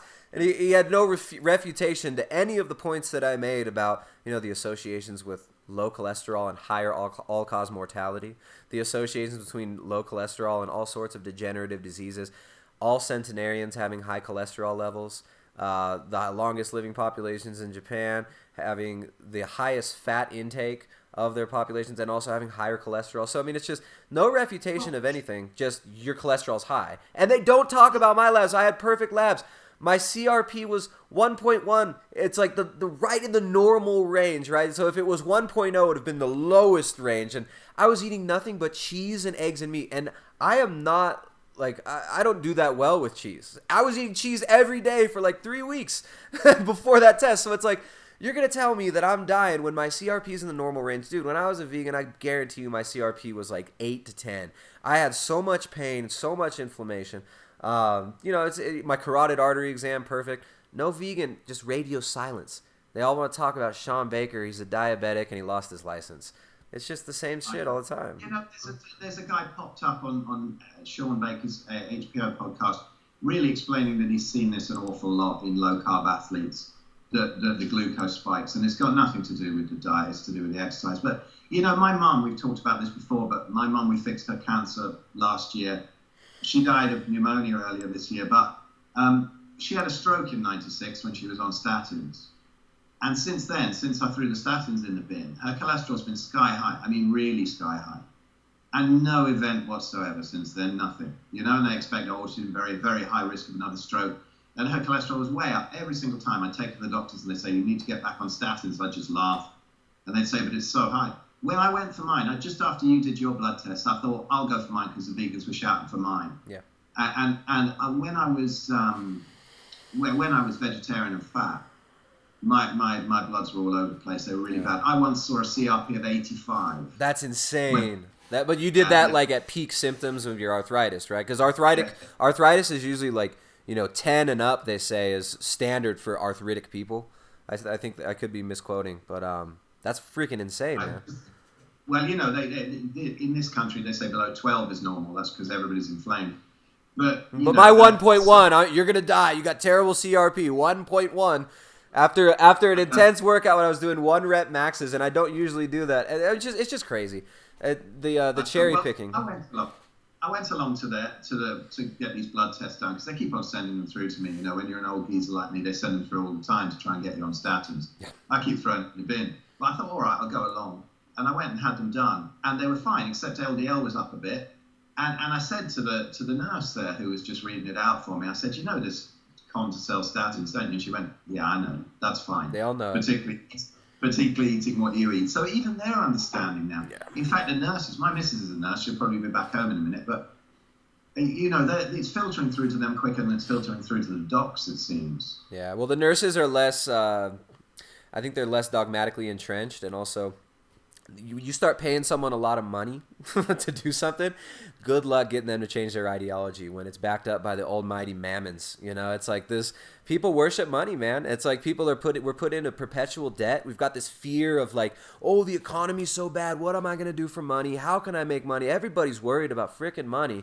And that's the god of this age, the nihilist world. The god of this world is money. So it's, it's almost impossible to get somebody to admit that what they're doing for money is harming them or other people. But I think for doctors, if you switch it and it's like, well, look, you can make a practice where you're actually helping people and you can monetize this in a different way and spend more time with your patients, and you can still be able to make money off of testing, right? Off of, there's certain cases where certain supplementation can be useful for like, SIBO, for stuff like that. So it's like there are ways where docs can still monetize and still be very, very useful to patients and educate and spend time with them. Hey, Tristan, chat for 1 sec. I'm just going to sort out a poo. Oh, wow. I knew this would happen. It's not mine. It's not. He's got to go sort out a poo. All right, let's check out the chat over here. That eating meat, making families life, right? So we're all about families here, guys. We're all about, the future of humanity, the future of our cultures. That's really important. Hey, what's up, girl? I see you. You can't hide. Peekaboo. Who braids your hair, your mom or your dad? Mommy! Mommy braids it. Does daddy have the patience to braid your hair? Daddy, no. No? Look at those kids. Look at those beautiful teeth. You got your big boy teeth coming through yet? He's 3 years old. Wow. All right, so we got some people asking about, let's see, how can he poo without fiber? Well, he was not going to poo. See, that's the great thing about eating a non-ruminant diet. When you eat a diet that's not based on foods that you feed to gerbils, you don't poop like a cow. When you're walking around in public, you don't just get slush dripping from your butthole like if you're on a gerbil food diet, right? We shouldn't be pooping like ruminants. I know Durian Ryder probably takes, 15 healthy poops a day with his 30 bananas a day, but I'm really loving the one-wipe wonders that come with a low-fiber diet, I gotta say. I should have come and shown you that one. This is my little 3-year-old. Zero fiber. Whoa. He has a little bit of yogurt and a bit of honey in it sometimes, but yeah, seriously, zero fiber. You should have seen that poo. Beautiful, huh? Tapered wonder. It just dropped out that potty into the toilet. There you go. There you go. That's the best, man. Oh wow. So your 3-year-old already on the potty. That's pretty awesome. Oh yeah, he's cool. He's all right with that. Ryder, he's almost 2, and he just walks him out. So he'll, it's like he'll be like poo, poo. He'll get a little bit grumpy for about 5 minutes. He'll start talking about it, and then we'll be like, maybe you should go outside. He goes outside. He walks around. He just kind of slides right out there. One big old turd. Oh, good boy. So the kids' diet. It was great in about a couple of days. He got out of nappers really late. Well, diapers as you guys call them. And he got out of them really late, and then he just suddenly bang one day said, "I've had enough," and just started. So that was cool. He does it. He does everything when he wants. Last time we talked, your kids had some crackers or something, and you were kind of triggered. Last time you were on the show, the wife came home and the kids had some cookies or something. And you were like, "Ugh." Normally they don't do that. So what have the kids' diet been like lately? It's probably something else hideous that they eat, but you can't be too strict, can you? You can just. Amelia, she went out the other day to a friend's house, and for a sleepover, and ended up staying there for 2 nights, and she ate everything they ate, and then she came back and she had a temperature for a day, and she wasn't well. It really hits you. Yeah. But she's so lean, she's so bendy, she's so fast, aren't you? Yeah. Yeah. How old is she now? Is she 6 years old now? God, no, she's 10 in 10? Oh, yeah, look at that. You're way bigger than a 6-year-old. I'm so sorry. That's insulting. Because my daughter's 6, so I just see, I see through my own lens. She's 10 in September. 9/11. Nice and easy to remember. There you go. September 11th. But So no, they don't have any digestive issues or anything, and they're seldom ill. And Amelia, you know, if she gets anything at school, it's for an evening or something, and then I think, well, maybe she'll be ill tomorrow. She never is, and then you go in, half the kids are off. It's ridiculous. It really is. They're not seeing it. The headmaster's cool. You know, he's cool. Every time they send out something, you know, he's a mate now, and every time they send out something about food and diet, and they have this little bit, you know, have you got any comments? And I think I'm going to need an attached sheet. You know, I'm going to need something else. what do they teach the kids? What are they teaching them about diet? I'll send through some message to him about it, and he'll go, "Yeah, I was expecting that." You know, well, it's funny. They got something here called the Eat Well plate, right? And it's nuts. They've got a big thing that they've made the kids make. So it's like papier-mâché, and it's on the wall in the dining room. And they've got this plate with all split up into sections. Mm-hmm. So, you know, this should be the main part of your food, and this should be, you know, the main part of it obviously is bread and pasta and stuff like that. Wow. But even if you believe in that, they've got one section for sweets, for Christ's sake. You know, this is on the Eat Well plate. I mean, surely not. There's no meat, no fat, no steak on the plate? Yeah, there's a bit, but it's in a little slice there, you know. And then they've got a little big sticker underneath that little plate saying, always choose the low-fat option. Wow. And this is stuck up in the dining room. But it was funny. I hope I didn't tell this story on one of your other ones, but it was so long ago, nobody remembers. Yeah, cool. But they invited us in one. They sometimes invite you in to show you how healthy all the food is that they cook, you know. And so I went in to have lunch with Amelia and whatever. I sat down there, and we send her in with packed lunch, you know, mostly. But she had this lunch that day, and we went in, and there was like a dried chicken breast with a bit of broccoli there that looked like it had been going round in the dishwasher all night or something. And it's sitting there, and then there's a bread roll and some low-fat spread and a low-fat yogurt. I'm like, fuck's sake. And I was sitting there, and Amelia said to me, can I eat the bread roll? And I said, hey, you know, that's up to you. It's up to you. You know what it does to you, whatever. And all the other mums... Did you say it with like a big weird look on your face? It's up to you. Yeah, of course. I'm not a passive-aggressive, manipulative bastard. I've seen these vegan parents, man. It's crazy. Like, someone will say something in the store, like, is that vegan? And you'll see like 3 parents. Their eyes like, what? It's like Gollum faces. I was sitting around this table, and these other parents sort of all glared at me, you know. And I realised I'm an old dad, you know. I'm a good 20 years older than all these other parents. And I was the only adult who could fit into a kid's chair. They were all like spilling over the side massively. Wow. And apologies if any of the parents are watching this, but you know, it's true, guys. That's true. You guys are gross. No. I mean, I'd have been spilling over it a few years earlier. Yeah. But it's funny, and now I eat absolutely as much as I want to, and I can fit into kids' chairs. There you go. With an ass so small it'll fit into a 10-year-old's chair. So people are asking, do you feed your kids carnivore? Because you were saying that your kid wasn't eating a lot of fiber, or he had like no fiber recently. What are your kids eating? They eat mostly meat. I make these burgers out of, you know, good Aberdeen Angus mince, and they have that, and might have some cheese on it. Amelia likes cheeseburgers. He doesn't. He just has what he calls steak with a spoon, which means just mince cooked up, basically, with some butter and some salt and pepper, and he loves that. He just eats a whole bowl of that with a spoon. We eat steaks. We have barbecues. They love that. There's some sausages I give them that are, you know, they don't have any wheat in or whatever. They eat eggs. They'll eat omelettes. And now and again, you know, some berries, maybe an apple, but really not very often. They don't like it much. Yeah. But there's never any veg in the house. My missus, she'll eat some salad, but you know, they eat pretty much carnivore with a bit of yogurt and honey. That's kind of how my kids eat. My kids love yogurt and honey. Like this morning, they had just dried heart, whereas ground heart, and you put in the dehydrator and you just dry it. Makes like really good little chips kind of thing, and they're amazing. They're super crunchy, and they're dipping that in raw cream with raw honey. So I mean, it's, you know, got the carbs, the fats, the animal foods. Yeah. No vegetables were murdered for that meal. He used to eat a load of salmon. He seems to have gone off that, but you know, he just asks for what he wants. He seems to have an intuition of his own body.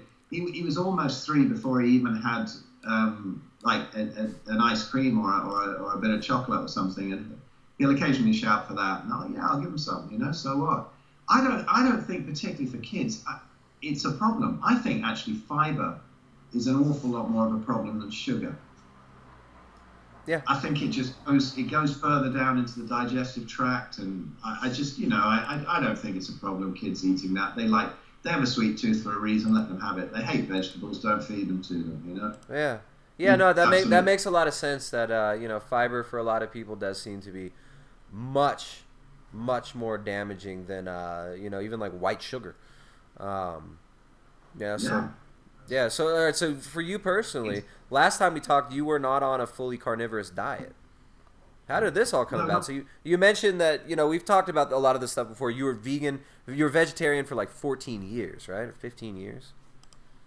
Probably more than that, you know, and with little bursts of veganism in between, probably from about the early 80s to about 1997.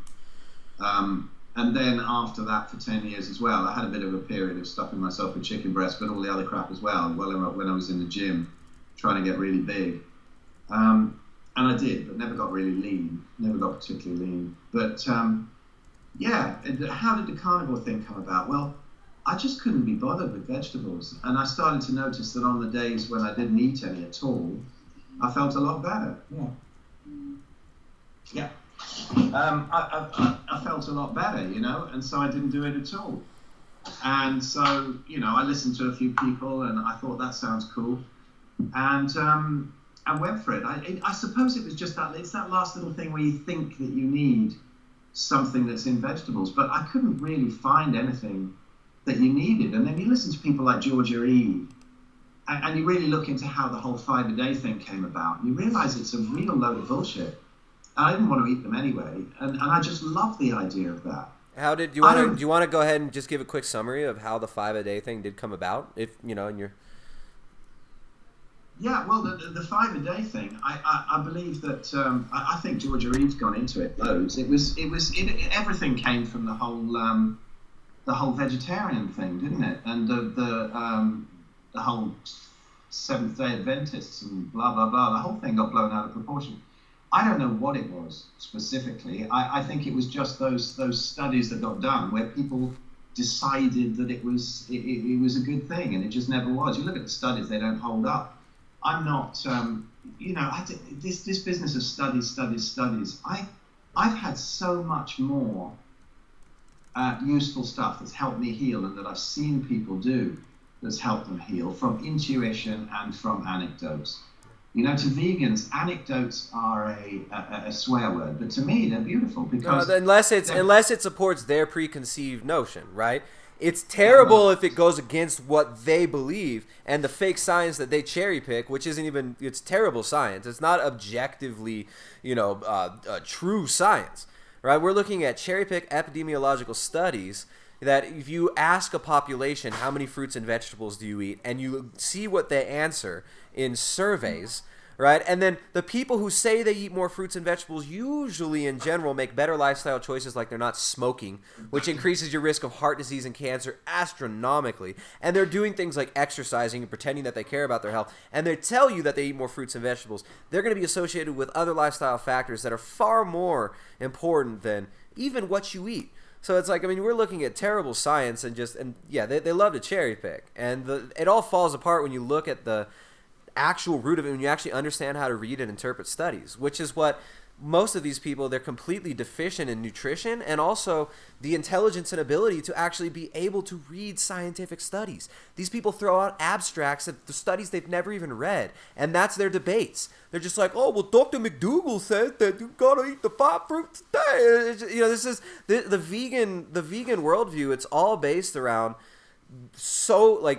very, very self-contradictory metaphysical assumptions on like what is moral, what is right and wrong. Like it basically comes down to a religion and them justifying their religion, and that's totally fine if they'll admit it, right? Everybody has religion, everybody has beliefs, everybody has faith in something. Whether it be faith in there's only the material world, that is faith. That's a belief system that there only exists materialism.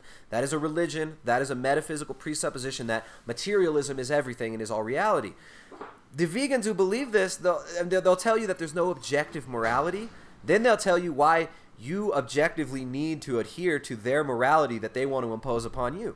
So there's so much self-contradiction in these people, and they're so twisted in their mentality. People tell me, debate vegan gains, debate Goji Madam, debate vegan footlicker. I'm not going to debate any of these people. I'd rather sweep up their messes and actually help people like we do in our keto collective every other month. I want to talk to real people like you who actually have healing stories, not people who are sitting there shitting their pants and have to cross-cut every 10 seconds, telling other people how to cure their SIBO without even giving them real advice. Just telling them, oh, you have to get the test, you have oxalates, salicylates, histamines, and then you got to eat a bunch of soy.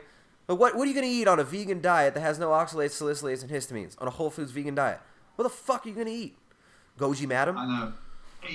Yeah, this is the only video of Goji bloke that I've ever watched, and when he was talking about vegetable police and how he had the solution for him.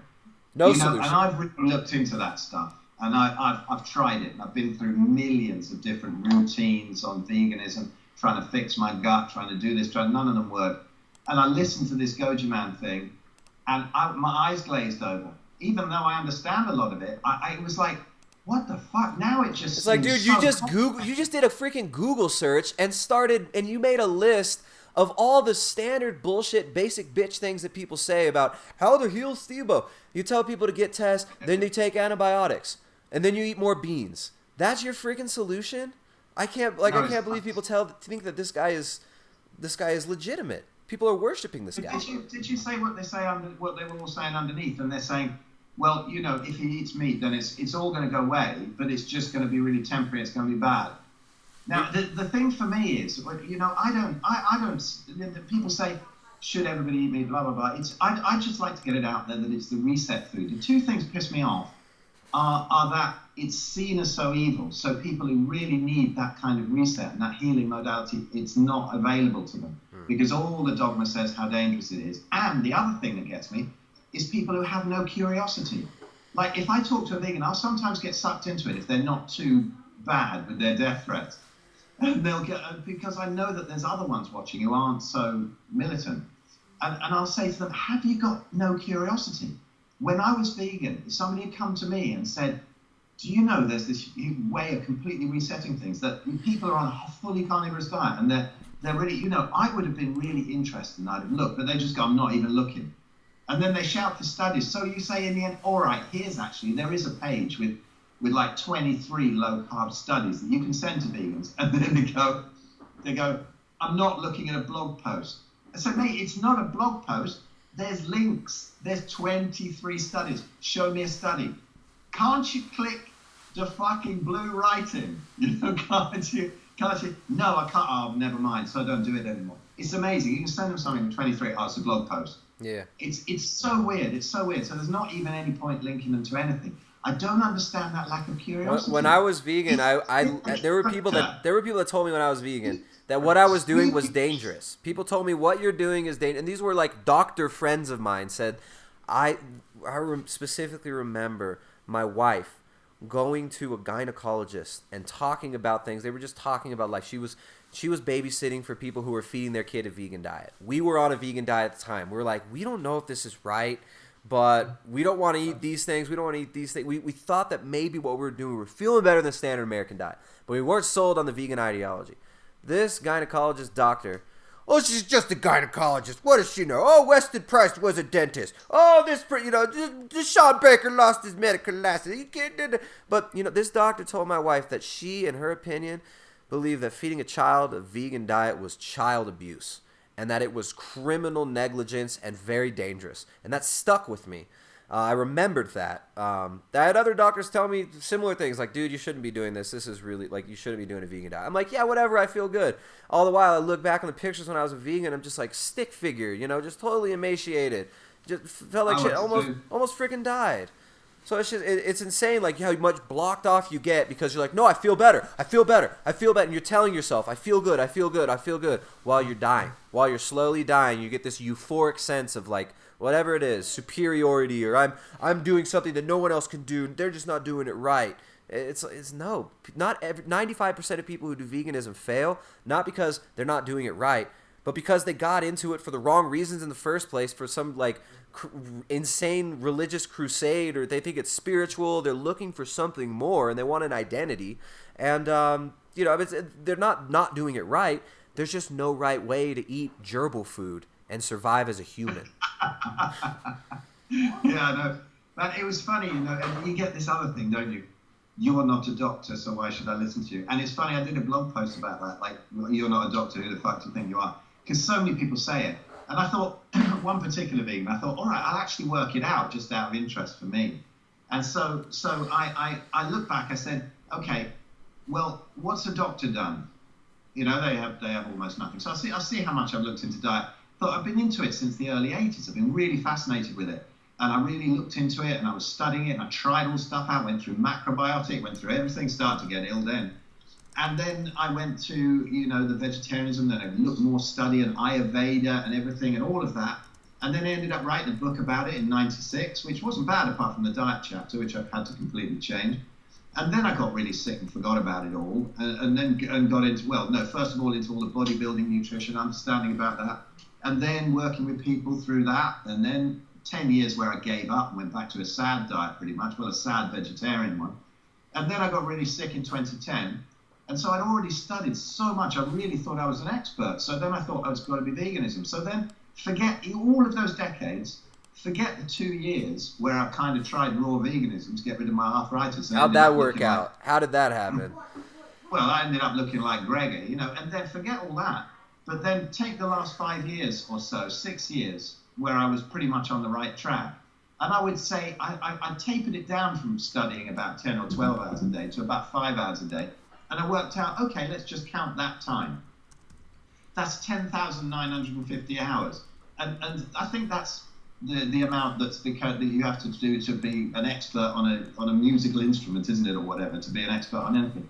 And then I said, okay, so a doctor, how much have they got? Like 5 or 6 hours on the low-fat theory, presuming they weren't too pissed to turn up to the lesson that day.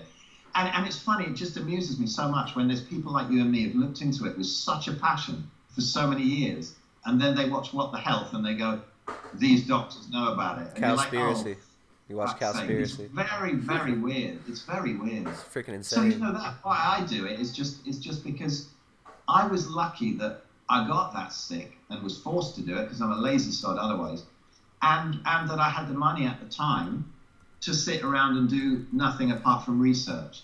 And so I know there's people out there who will never do that research, and that's why I do what I do, that sort of passion to be able to save people all of that time, and end up listening to Durian Rider and what's his name? Hey, Durian Rider is a pinnacle of human evolution, my friend. He is the peak of Darwinian evolution is Durian Rider. Have you seen his videos of him flexing? Like every video he ever puts out, basically him flexing in the mirror. He like oils himself up now.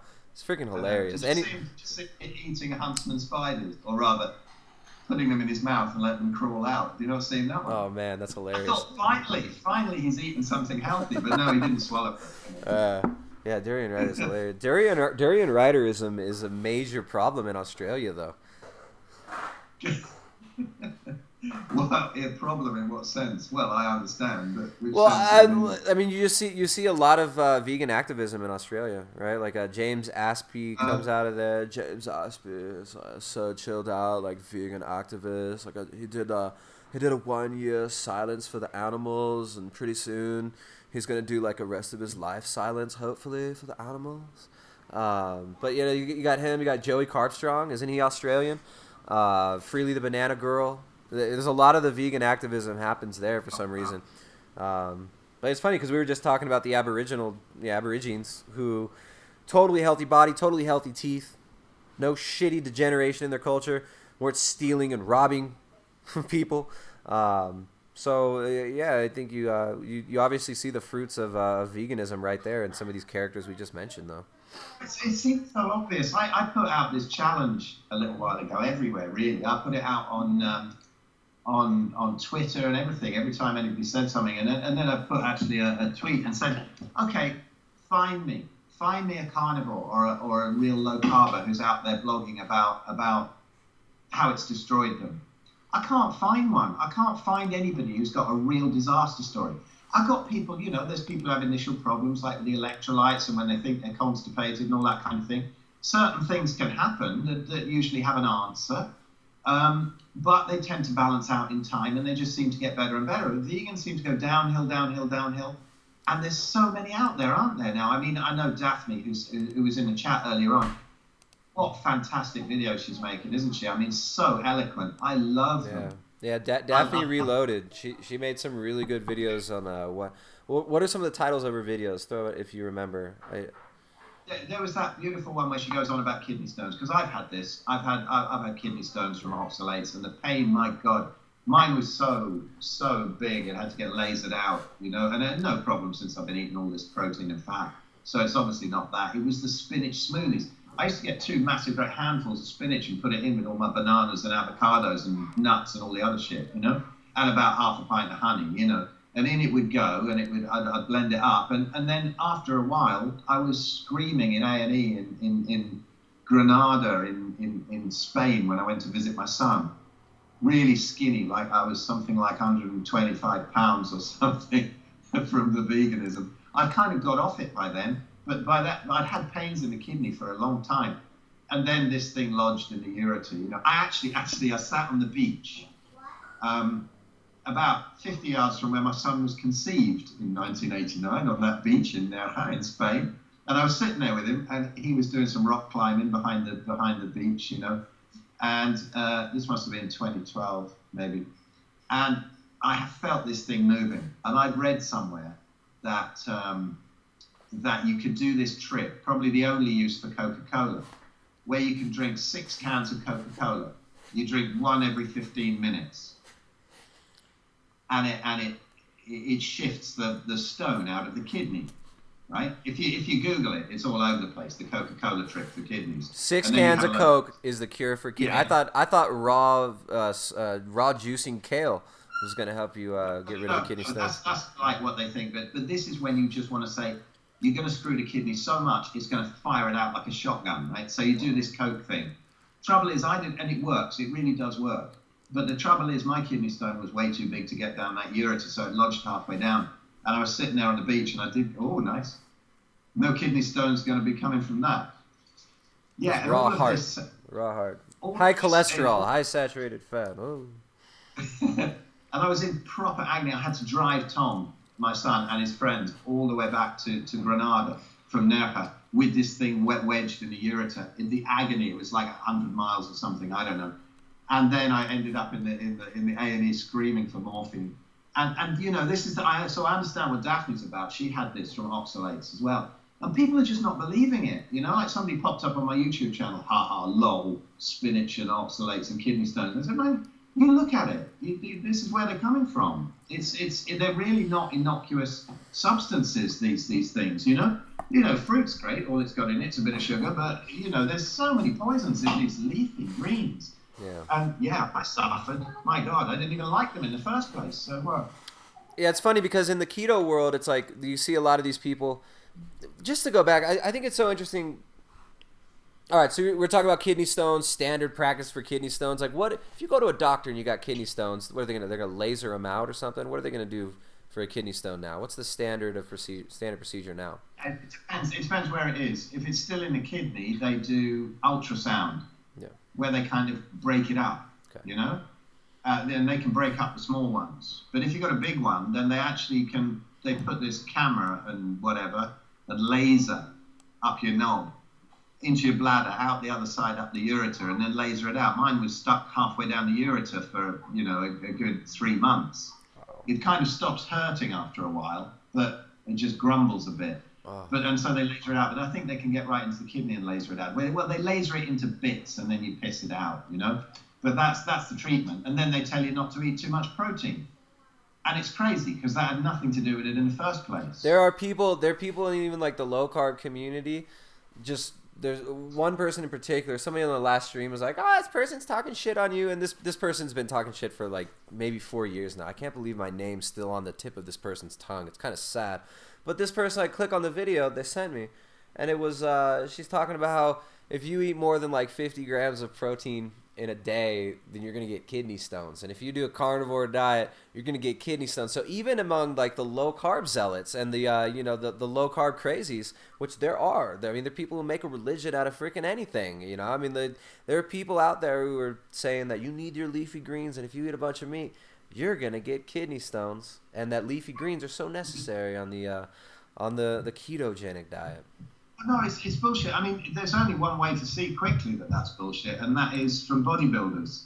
You know, nobody eats more protein than bodybuilders. And is there a kidney stone problem or kidney failure problem among bodybuilders? No, there isn't. It didn't happen. It doesn't damage the kidneys. That's not the thing at all. I mean, people maybe who have advanced kidney disease have trouble with protein, but you know, that's like saying when you're completely wasted away and you can't deadlift 500 pounds, you know, weight training is bad for your muscles. It's once the kidney's already wrecked. But I've seen cases of people really having good reversal of kidney disease, even advanced stage kidney disease on keto diets. So I can't see that there's anything in that myth at all. I think it's bullshit. It's coming from somewhere else. It's coming from all the carbs. It's coming from the oxalates, depending on what they're made of, you know. But the more common ones, they're coming from the oxalates. So you got oxalic acids in a lot of different foods, right? Like in coffee's got a lot of oxalic acid. There's certain foods, and then there's other minerals that can come in certain foods that can kind of even balance it out, right? Like supposedly magnesium plays an important role in the detoxification of some of these minerals. So there's a delicate balance of these minerals in plants, and it's funny with like the juicing thing, right? Like, do you think that I know that Daphne was critiquing like the green juice phenomenon, like, oh, you gotta get healthy, you gotta clean the kidneys out. Let's juice kale and let's juice beets and stuff. Where it's like, hey, I like some juice. So like I like carrot juice. You know, that's one that I really enjoy. Even a little beet juice every once in a while can be nice. But you know, I mean, you're removing the fiber from these foods. You're removing them from the matrix. Maybe that's better. But are you getting a huge dose of these oxalates when you do the green juice? Like, this is something I think people should be considering, man. Well, I think you are. I mean, I had it after, you know, a good couple of years of shitloads of green juice, so yeah. I can't put it down to anything else. I was keto at the time, but I can't see forming a sort of 8 millimeter by 11 millimeter kidney stone in 2 months on any diet. But for 2 years beforehand, yeah, you can form it like that. So definitely, I didn't come from a carnivore diet. It's nonsense. 8 millimeter by 11 millimeter kidney stone. That's yeah, insane. And that was wedged in the ureter. That was a nasty one. I thought it was 6 by 4 because when they'd seen it on an ultrasound, it was about that size. Ages before, you know, about a year before or something, and I was kind of waiting for it to come out. But I did another year of green juicing, and I thought, oh well, that will have helped it. That will have shrunk it down a bit. Wow. It's just anecdotal. Shut that guy up. He's not a doctor.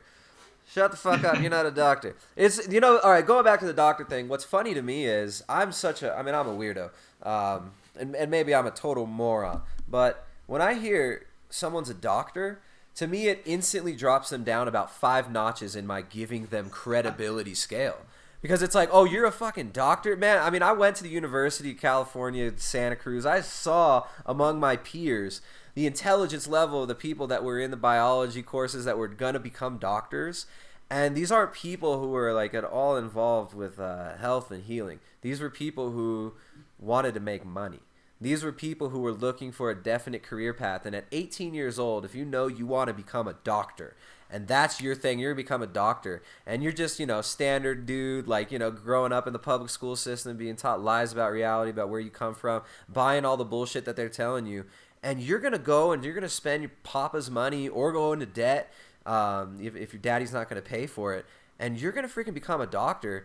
It just shows me how indoctrinated you probably are, and you're probably ideologically compromised already because of the money that you're being paid. So it's like there's so many reasons that I think that doctors are some of the least credible people out there. And of course, you know, I'll put a disclaimer here: we're not doctors, we're idiots. We don't know anything. The government's always right. Doctors know everything. The FDA is God. The USDA is, you know, the greatest organization in the world, and they would never hurt you. But like, I see doctors for the most part as a bunch of educated fools. And even the ones who are trying to be alternative and stuff like that, you see all these guys, they start, all right, I'm going to be the keto doctor now. And they start putting out a video every other day, the same shit people have been talking about for years. Now I'm the keto doctor. Now I'm this. Now, you know, it's just like, man, I mean, at least some people are finding a way to monetize really giving people some decent information about health. But it's so sad to me that people are like, oh, that guy's a doctor. That's amazing. He's a doctor. Because I considered becoming a doctor at one point, and I knew when I was like 20 years old, like, fuck, if you're a doctor, you can promote anything, and everybody will believe anything that you say. And I like, there are people understand this, and this is why you've got Goji Madam. He's talking, I'm studying to become a nutritionist, and after that, I'm going to get my PhD. So he's like, he's already representing his credentials that he's in the middle of buying. He's like, I'm buying my credibility, and I'll have it really soon, so I know everything. You know, I'll cure your SIBO, just you know, without giving you any real protocol. Just saying, yeah, you'll have to take antibiotics, and then you eat more beans. To me, it's nonsense. Doctor, standard dietary education plus veganism. It's the perfect shitstorm, isn't it? Really, with Goji bloke, it's unbelievable. So you tell me you're a doctor. I see you're a priest of the FDA. You're a priest of Big Pharma. If you're a doctor, that's all I see is you're wearing your little frock, and you've got, you know, you're a priest of Big Pharma, and you're prescribing them their sacraments of statins and drugs.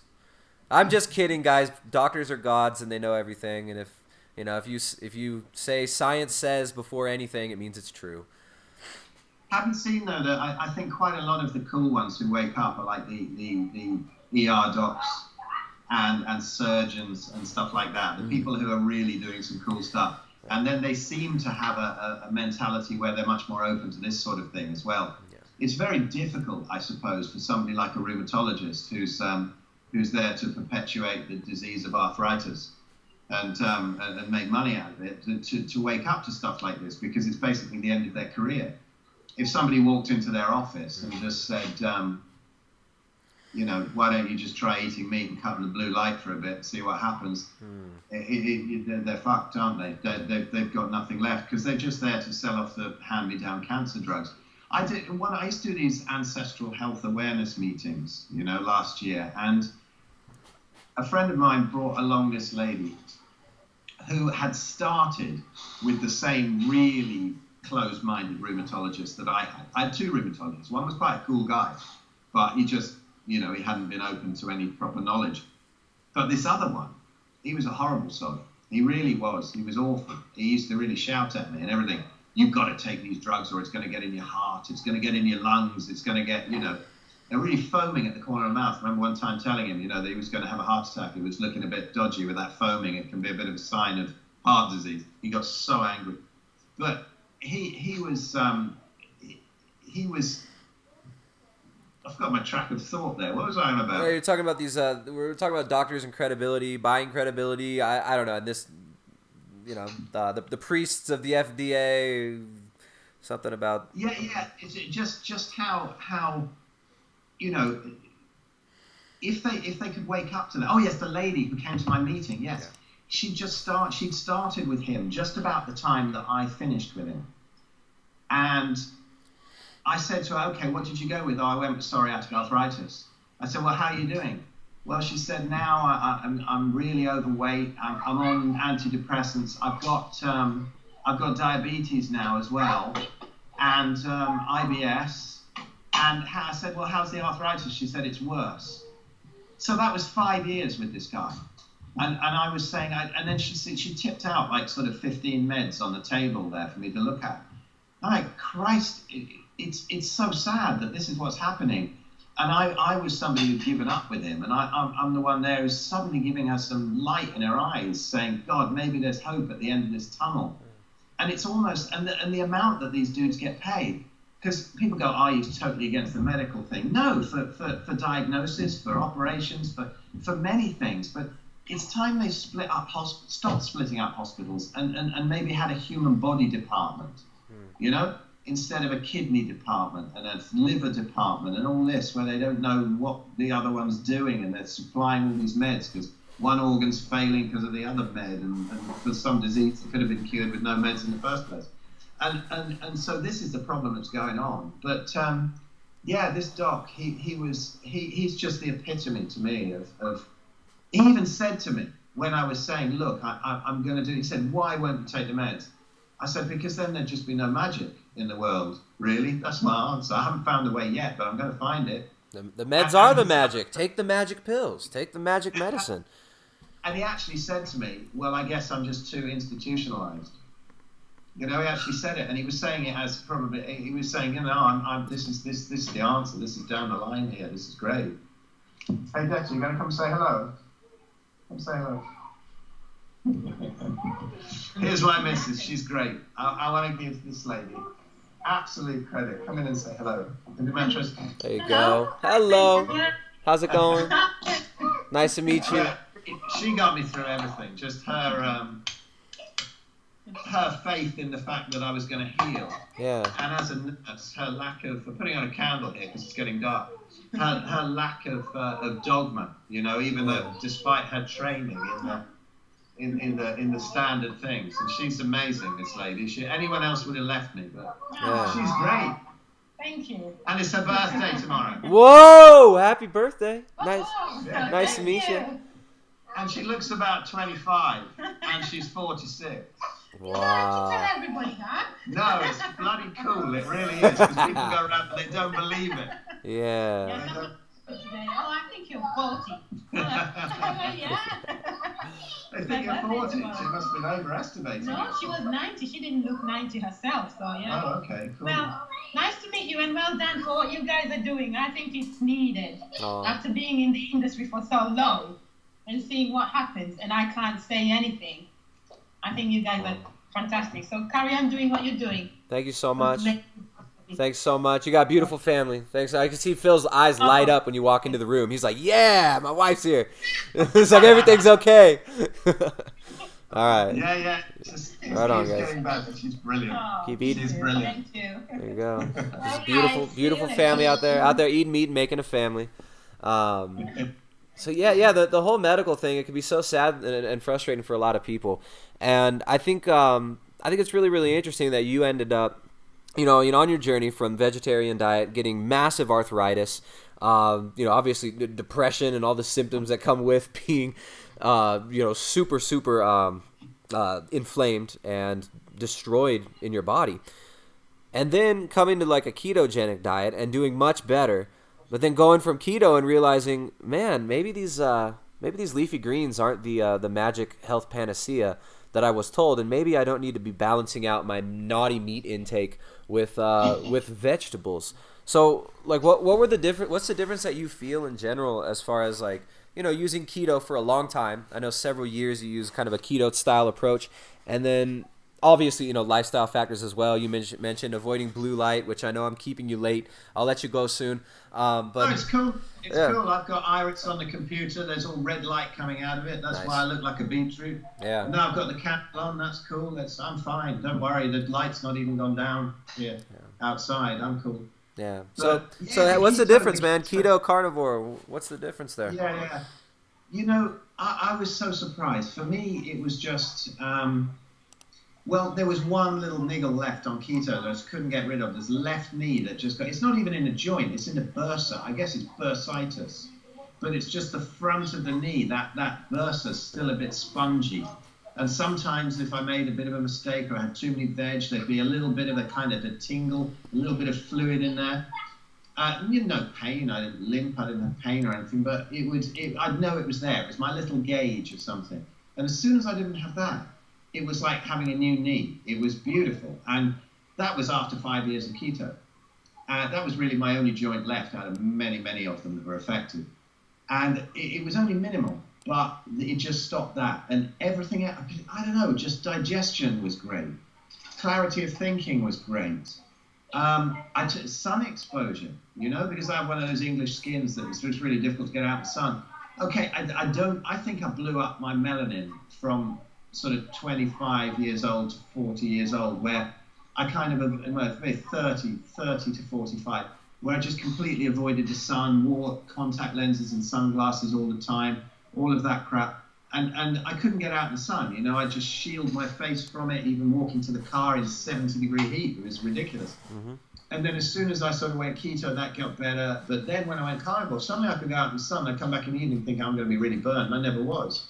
And I've seen this happen over and over again when people have gone fully carnivore with the sun exposure. On this Facebook group I've got, this 100% carnivore and beyond one, and other Facebook groups, I'm seeing people saying that a lot, particularly autoimmune people, that it only really packed in when the last of the fiber went out of the diet. And I think what's really cool is what they're doing at Paleomedicina in Hungary, you know, and Zofia Clements there and Shabat Tot, and they're doing these gut permeability tests and showing that really it's still permeable when there's a little bit of veg left, and as soon as you cut it right out and you get onto their what they call their ketogenic Paleolithic diet, something, or the other way around, which is just really sort of a high-fat keto diet with absolutely no plant matter, and the gut is really healing, and they're so confident now. It's funny, a few people who I've Skyped on consultations, I've said also go and talk to Zofia. And it's great. Sometimes I see these little comments they'll send me that she's made. She's so, you know, Hungarian, and just, I'm kind of English, I'm a bit soft. I go, yeah, well, you can try this, you can try it. So if it's like, eat meat and fat, eat it. You know, this will fix you. You will have, so yeah, but can I get off it? You have no thyroid disease. You have none anymore. You're already eating like this. I mean, it's so confident, such confidence she's got out there. Who's this? She's in your Facebook group? Yeah, she's in my Facebook group, but it's Paleomedicina in Hungary. It's fantastic, really worth looking into. And listen to her. If anybody's listened to this and wants to hear about this, listen to Zofia's interviews. There's quite a few out there. She's done a few with Jodel Fit or something. There's a few anyway. Yeah. But listen to her talk about the results they've had there. And they're looking at it in a proper scientific way, you know? Look, unlike me, who just eats something and then sees how I feel and then watches other people, and so it's all anecdotal shite. Well, the funny thing is, it's like what you're recommending, it's actually not even anecdotal when you actually look at the scientific evidence of what these compounds do in the body, right? You actually look at the scientific evidence, real studies on human nutrition, on healthy human beings. I mean, anybody can cherry pick epidemiological studies and prove anything. Like with enough of a willpower, you can go through PubMed and prove any freaking point, any preconceived notion you got. So it's like to disregard, say, oh well, it's not scientific. It's not scientific. It's a cop out. It's a cop out, and it's basically it's an appeal to fake authority and to fake science that doesn't even exist. And there's no science showing that red meat's really bad for you. There's no science showing that animal foods are bad for you and plant foods are superior. It's all nonsense. There's so many presuppositions built into it that crumble like a house of cards under scrutiny. And so I'm sick of the people say, oh, there's no science. It's just anecdote. It's like there's absolutely no science proven to us that a plant-based diet is superior. There's no science. It's nonsense. Yeah. The science. It's crazy. There's one study, it's the World Journal of Gastroenterology, put it on PubMed or whatever, and they've got this thing where they had 64 people who were constipated and they took all the fiber out of their diet, and they probably thought that they were going to kill them all, you know, and they'd never shit again. And it's funny, they all got better, the whole lot of them. It wasn't just like some got a little bit better, they all got better. And the thing is amazing, and the conclusion just says, we're going to have to seriously reevaluate our thoughts about the role of fiber in the diet. I think that's a fantastic one, because I love sending that one to vegans, and they tend to stop talking after that if they actually read that one. That's just beef industry shills. Beef industry shills. Swipe it aside. Yeah, but unless they obviously say, oh, well, it was only 64 people. But come on, 64 people who are already constipated, you do the worst possible thing for them, and they all get better. If 5 of them got better, it'd be interesting. But 64 of them got better, that's 100%. Yeah. And you can't ignore stuff like that. It's funny. It must have been a little bit embarrassing for the World Journal of Gastroenterology. Yeah. Or maybe the people who did the study, because they probably expected it to go the other way. But No, Philly, you're wrong. They're not healing the problem. It's the oxalates, salicylates, histamines. You have to get the test, and then you have to get the test, and then you have to take the antibiotics. antibiotics, and then we'll figure it out, and I'm going to be full of credibility soon when I'm done purchasing all of my credibility and my credentials. Oxalates, salicylate, histamines. Do you think any of the real big ones are ever going to say, like Gregor or McDougall or something? I mean, do you think any of them are going to finally say, listen, you can't. Something's going wrong here? They must suspect. Surely they must suspect. Because these carnivores and low-carb people are not dying off. They're just getting better, and they've got to have noticed. You can't go back. Once you've gone so far, you've built an entire identity, and you know most people worship money. We all know that. So I mean, they can't do it. They can't go back. But then they'll say, oh, they'll accuse you of the same thing. They'll flip it. They'll say, oh no, you're making your whole identity all about eating meat. And it's like, man, I say all the time, like, you're way more than what you eat. This is one little focus in our life here. And it's like, you want to pull this straw man on. It's like, there's this guy the other day. What's his face? John Joseph was on the Joe Rogan podcast, right? And Joe Rogan, of course, he's having some of these vegan people on. I don't know why. He wants to court his vegan audience. He's Mr. like, always got to play middle ground, always got to be acceptable in mainstream. So he's like the normies edgy man, right? Like, oh, Joe Rogan, he's so edgy, he smokes weed, dude, he's so ratty. Like, he talked about DMT, and like, he's so cool. I'll pull it up. I'll pull up the where's it at? There, you can see the comment. So John Joseph goes on Joe Rogan's show, and they're talking about, I mean, we could even watch a clip of it. We can watch a clip. He's talking about his vegan diet and his philosophy, and it's just like this ex-junkie just making absolutely no sense. Oh, I'm a fucking vegan. Oh, you fuck all this. Oh. So I put him in my vegan compilation video, and Mr. John Joseph comments on my video, hey, you forgot beans and peas. Also, way to take everything out of context to push your meat-tard agenda. And then he goes on Joe Rogan. I got it pulled up here for the audience, but I don't know if I screen share with you, I'll probably lose bandwidth. Let's see. I'll screen share with you. We can watch some videos and just and hear out some of the vegan nonsense. I got some vegan videos pulled up. Let's see. Share screen. We'll just share a window. One thing gets me is that what you find with carnivores is that they've been through absolutely everything, haven't they? Yeah, absolutely. Absolutely. Most of these people on a carnivorous diet have done so many different things to try and heal themselves, and this is the last thing that they ever thought would ever work. The last thing they would have ever thought would work. So this guy comes on, he calls me a meat tard. I thought that was really funny. He did that within like a day of me posting that video. And then let's make sure I've got enough bandwidth here. Let's pull up so you can hear him talking on Joe Rogan. Nobody knew shit about diet back then. This is a fact. Right. Okay, so the people that did live that long and they were living this, it's almost an accident in some ways or inconsequential. Like what is going on today with people's diet and how long will people live today? There's far more information in terms of like nutrition and what you should do and shouldn't do for your body. So what I'm concerned with is like what optimizes people today. I want to see blood work. I want to see like what is going on with your blood lipids. Absolutely. What is going on with your nutrient levels. What is going on with that. And in that case, we have just a few studies from a few people or a few. Okay, so Joe's getting really uncomfortable right there. It's, as you can see, he's very, very emotionally involved in whatever point he thinks he's trying to make about blood lipids. He ends up bringing up Sean Baker's blood work, and basically kind of throwing him under the bus, saying, "Oh, his blood work was shitty." Like, what, dude? First of all, Joe Rogan, come on, man! Don't act like you know what you're talking about with blood work.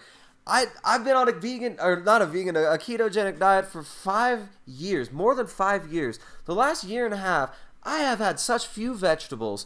I don't think I've had any vegetables at all for like the last year and a half. A mostly carnivorous diet.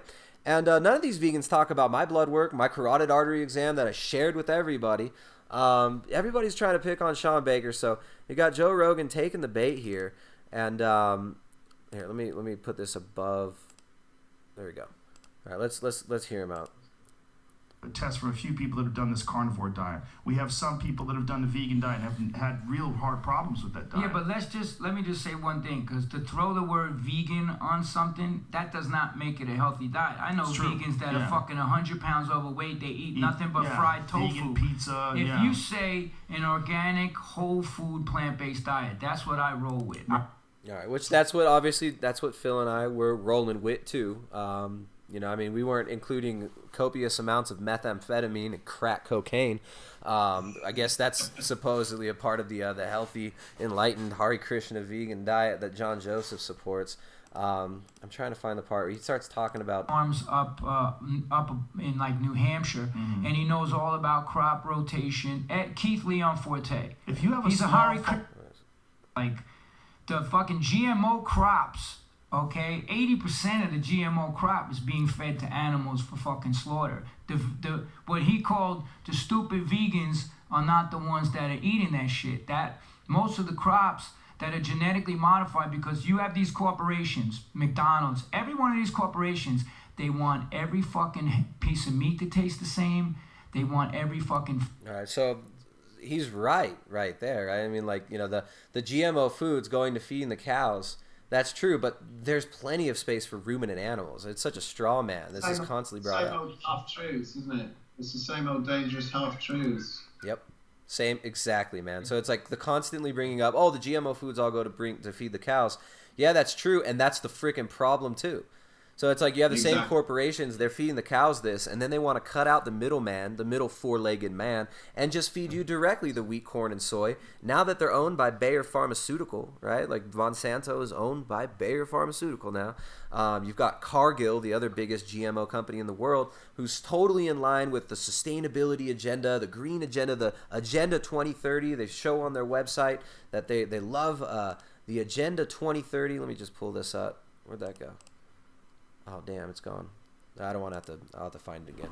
But, it's like, these huge corporations, they are completely pushing this agenda to consolidate the food supply. And they don't have any ideology, whether it's plant-based or animal-based or whatnot. I think what we're really seeing going on, though, is you're just having the middleman cut out. They've already taken over the dairy industry. Now they want to cut that down, herd everybody into the big cities. We already got rid of the small family farms. Now all we got to do, herd you all into the stupid smart cities, the amusement park, VR porn smart cities, and then we can just feed you the Soylent slop directly, and you can have your Bitcoin. You pay your Bitcoin, and if your social credits are too low, you get the super. You don't get enough of the Soylent slop to really feel good, and you'll have to take extra sterilant drugs in your water, which it's total nonsense. But yeah, how's the stream, you guys? Are we seeing lag? Here, I got some really funny videos pulled up. What do you think about fruitarian stuff, man? Have you seen the fruitarian movement? Well, I did it. You did fruitarian? I did. I tried it for like a couple of months, and that was really the worst time ever. It was horrible. I mean, for the first day, it was like, yeah, hey, let's eat pineapple all day and bananas. But I remember after a while, I couldn't even brush my teeth. They hurt so much. Now, I've got one tiny filling that I probably didn't even need. I've got pretty good teeth. They're all my own teeth, and they're not, no fillings and whatever. But during that fruitarian time, the enamel started to go off them. And it started to get pretty painful. So, and brain fog, and that was the last straw. That was the last straw, and one day I just freaked out. I took a load of painkillers, and I went out to the Chinese buffet and ate every bit of animal I possibly could, and it was the best meal I've ever had in my life. My body needed it so much. But that was just your sinful, fallen nature in the vegan anti-theology, right? It's not a religion, but you're feeling the suffering of the animals, right? They're constantly calling upon these, metaphysical concepts like suffering. That's crazy. So what, first meal, best meal of your life after a year of screwing around? How long was it fruitarian? Oh God, I didn't do that for long. It must have been only about a month at the end of the raw vegan thing. It was unbearable, really. It was doing so many things. I had such inflammation. All the joint pain started to come back with an intense level of sugars and God knows what in all of this crap. Yeah. And it was just horrible. This is the thing. The reason why I've started doing this stuff is just because And I said, at the beginning, I said, all right, let's not take the piss out of the vegans on that carnivore group that I've got. And then, if we do, let's make it at least educational or at least really funny. But now, I'm almost feeling it's just open season, because I've started to see that the damage it's done. I thought, oh, well, live and let live, and people will be curious, and people get... But after the amount of attacks that people like you and I get to see on our videos, it's... You really start to think that it's time to rise up against it. And also my good friends. My friends here in the TM movement in Skelmersdale, they're really, really falling apart. And even the ones when sometimes you get a vegetarian standing in front of you and saying, well, I'm still healthy. And you can look at them and you know what I mean? You can see loads of signs of stuff. And they've been vegetarian, 30, 40 years. And things are really starting to fall apart. There's all the grey skin, and the teeth are really going. There's some terrible teeth up there. And you get all that and you think, how can we just stop this ridiculous... But if someone wants to eat like that, great. But when they're thinking it's incredibly spiritual, when they're thinking it's incredibly healthy, I really am all for all of this stuff that Sverrier is doing. Gattis, and I chatted to him the other day too, and everything that you're doing. I think it's brilliant to balance it out against this. And Sean's getting pretty funny with it, actually. Sean's great. Sean Baker's fantastic, man. A funny stuff recently on his videos. He's getting quite amusing with the vegans. He's hilarious. And he does it from such a good place. Like, you're looking at a guy who was literally sewing up dudes' blasted freaking foots together. And you're looking at a guy who was in war zones, helping people that were getting blown up. I know I'm sharing a screen with you, Phil, so you probably don't see me, but it's helping the stream to not lag. So you're just gonna have to look at the beautiful back of Mr. Nature Boy there and the funny title. There's interesting dreads there. That's what happens when you don't section them up properly. But that's cool. That was what I was kind of frightened looking at. Yeah, the audience can't see it yet though. So they're that one. They're cool. I like them. Funny, right? Funny. But yeah, Sean Baker, like, who would you rather have as a neighbor? A guy who's been in combat zones, who knows how to keep his cool, who knows how to stitch your ass up in a combat zone, or some freaking crazy ideologue vegan who can barely lift his head up? Yeah, I know, man. I know. And, I said something on one of the videos about Sean Baker being able to one-arm press Gregor for reps. And all of a sudden the vegans went nuts. Well, just because he's a smaller man doesn't make him less healthy. And I thought, he's a smaller man because his body's eating itself, It's so obvious.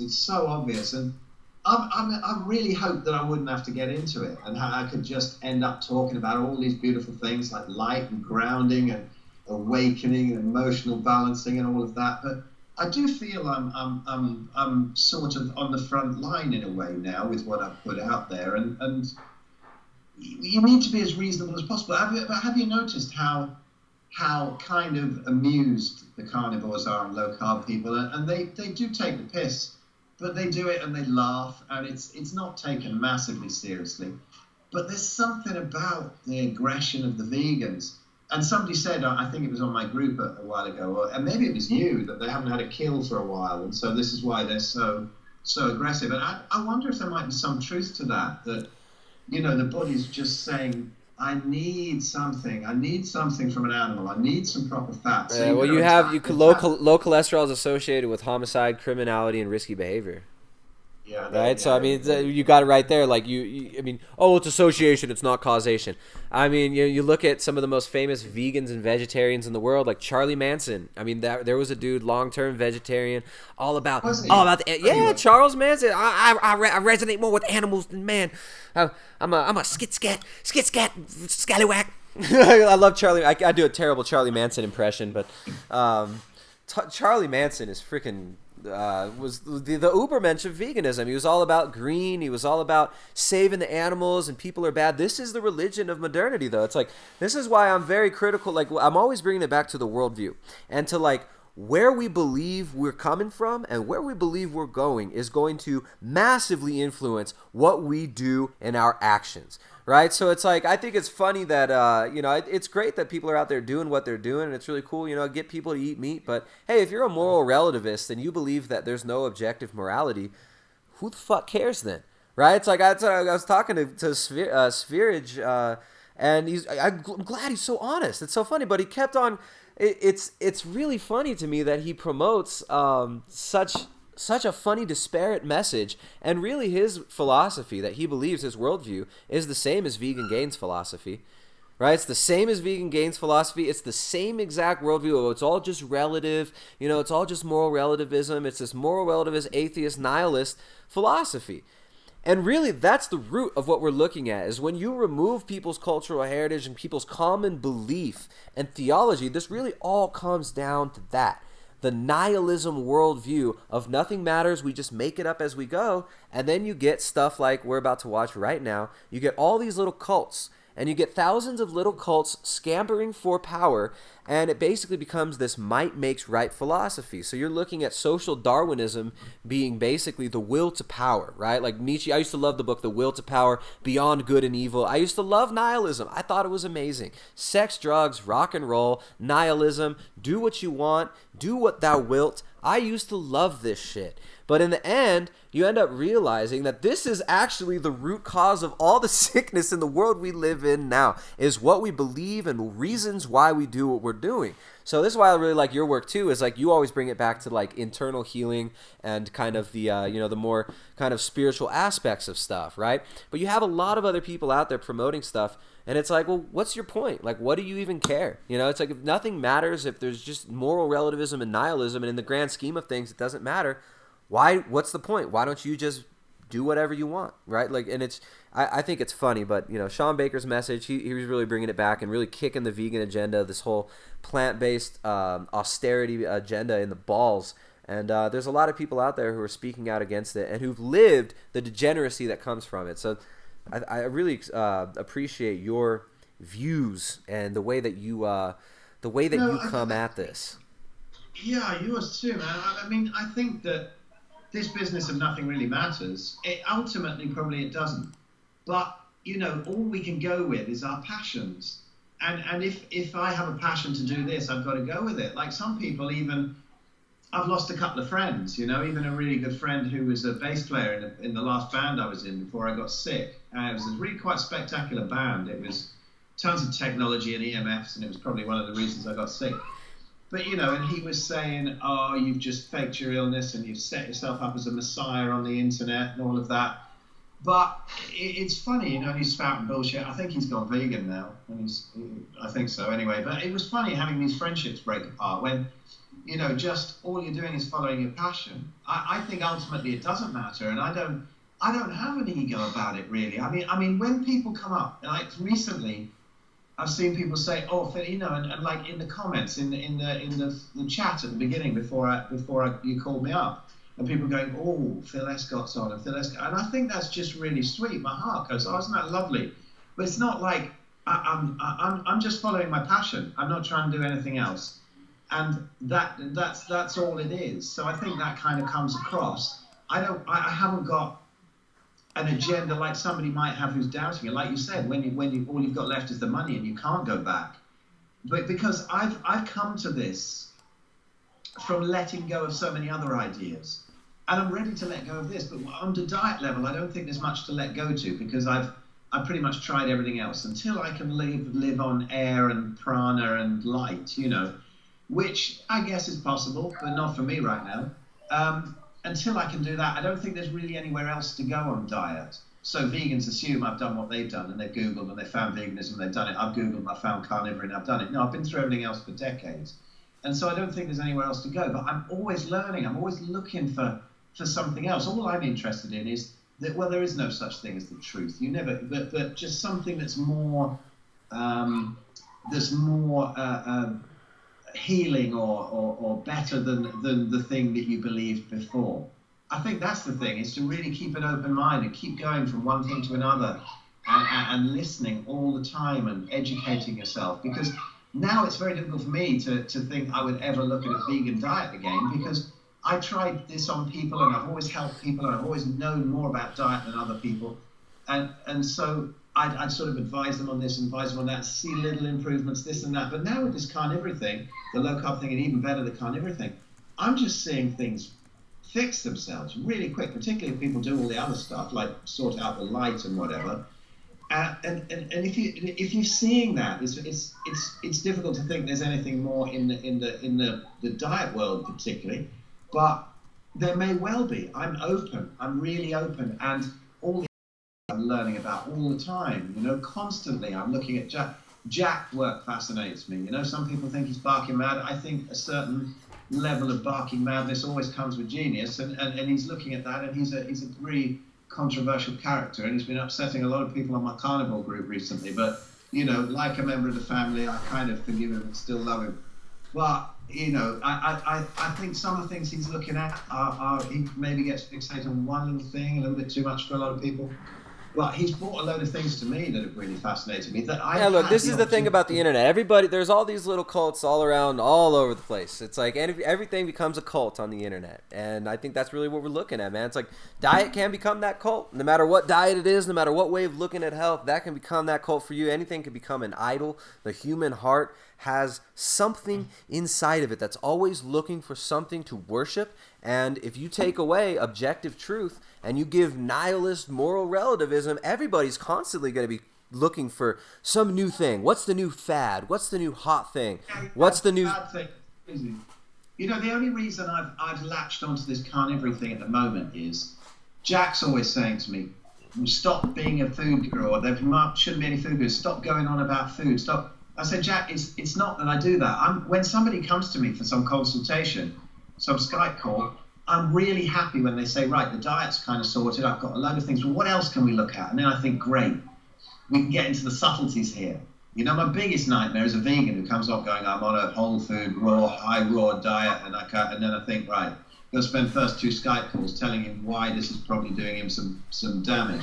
Now, Jack's always saying that, and I really appreciate that, but what you have to see is that it's probably the subject with the most bullshit built up around it that people normally see. Obviously, there's all sorts of other things that you and I know about, and all kinds of things going on in the world that are covered up. Yeah. But in most people's worldview, diet has the most bullshit built up around it, so it has the most nonsense to be taken away.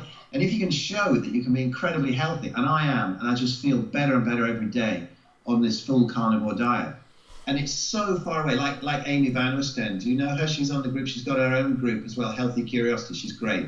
She also came from a keto diet to a carnivore diet. And you can see her before and after. I mean, her before pics is most people's dream of an after pic. But her after pic is just so much more lean, so much more toned. And she's got this thing, and she's just got this great quote that she always says, isn't it funny how all the problems associated with meat and saturated fat disappear when all you eat is meat and saturated fat? And if it was so bad, people would be dying within a week or 2 if they were on this carnivore diet. And they just seem to get better and better. So it's great to show that. Although vegans have also accused me. There's one video I've got out there. It's got like about 60,000 views or something for some reason, for some public talk that I did. And they come up and they go, I doubt if you're carnivorous anyway. Like I couldn't possibly still be alive. Yeah, they'll say, Tristan still eats chocolate. He still eats the chocolate. The reason your labs are good is because the chocolate, and he has a red light. He does red light therapy. So it's like there's always excuses. It's just it gets mad. As well, I said it in this video I'm about to put up. That they say that the Inuit only lived as long as they did because they ate sort of 3 fucking berries in the spring. And they searched through some caribou stomach, desperately trying to find some vegetable matter. I very much doubt if they did. It doesn't seem like that from Stephenson's book anyway, So, if Gregor was around, I guess he'd have to eat kelp and caribou stomach contents. But, it's all bollocks. It's all bollocks. And that's where my passion is, just to show people what is bullshit. Not that it's carnivory, or I particularly think that's a great thing. I think it's quite boring what people eat. It's just, there it is. What the fuck? Go and get your diet sorted. Listen to your body. Throw out all the dogma. Understand that meat has probably been accepted as a reset food since the dawn of time, because people have noticed that when they eat meat, diseases and indigestion and ailments or whatever they've had tend to reverse. And then seasonally go and eat what you want, do what the hell you like. When you're in the sun, your feet are on the ground, you can do whatever you like. So that's been happening for centuries and millennia, and it's only in the last 100 years that all this bullshit has been built up. So it's very difficult to heal people, really. because they say, oh, well, I just need a little bit of this. Oh, well, what about if I have porridge for breakfast? Or, what do you eat for breakfast? I don't eat for breakfast. I do if I'm hungry, or not if I don't. I don't have a concept of meal times anymore, you know? When my body tells me to eat, I'll eat. And if it's dark, I'll probably ignore it until the morning. And it's very, very simple. It's very simple. It takes all the crap out. So that's what I love. And you know, this believing that nothing matters or it does matter, I think it's almost irrelevant. Just follow your passion, you know. And if you're a mass murderer, I guess you've got to follow your passion as well, because I suppose since it's there, nature's got a design for that anyway. So I don't know, but no, I'm not a mass murderer. You know, I well, of course, the vegans would argue with that, but you know, so I think, yeah, if you're following your passion, it becomes obvious and people feel that, and so that's nice that I'm getting much more good comments because I'm relatively new to this, putting out videos. My good friend Martin Franklin, I've got to give him a mention here because I love Martin Franklin. I was in a band with Martin in the mid-'80s, and we did this strange ambient stuff that Martin wrote, and I was playing tablas and gongs and all sorts of weird percussion. And I didn't see him for years. And then a mutual friend who was also in that band, there was three of us, he said, because one guy kind of didn't do what I thought he was going to do with my website and videos. He goes, I don't understand. I'm not clever like you. I can't put my own videos together. And so he put it all together. And he's got this stuff. And he sorted out on my YouTube channel. And he's just doing wonders, really. He's doing lovely stuff that I'll never understand because I'm such an old twat. But he's having done that, I'm kind of new to this, you know, to putting these videos out. I've way less time than you. But it's really nice to see these comments, and it kind of gives me confidence to go on and do what I'm doing because I have so much passion for it, and that, I guess, comes out. And that's all we can do, isn't it? Nature gives you desires. Nature gives you signals from your body as to what's healing you and what isn't. And all we want to do is to listen to gurus who've decided this is spirituality, this is diet, read all these blood results that probably mean nothing at a snapshot of the day, and then say, oh, you have to do this and you have to adjust that. And even, you know, all the keto guys adjusting all these macros and getting obsessed that they're way into ketosis. I never think about anything like that. I did for a while. I've got some keto sticks. I think I used 2 of them. You know, I mean, the blood ones, I pissed on them quite a bit in the early days when I was kind of interested. But to me, there is nothing like how your body feels. We've come so far from intuition, haven't we? How does your body feel when you've got rid of all the sugar? Our intuition has been trained out of us. Our intuition, we've been told that our intuition is wrong and that the experts are right. And, you know, our intuition has been trained to seek the wrong things. And, to, you know, our intuition to, like, actually commune with truth and with eternal reality has been subverted, and we worship nonsense. We worship the gurus. I got a video.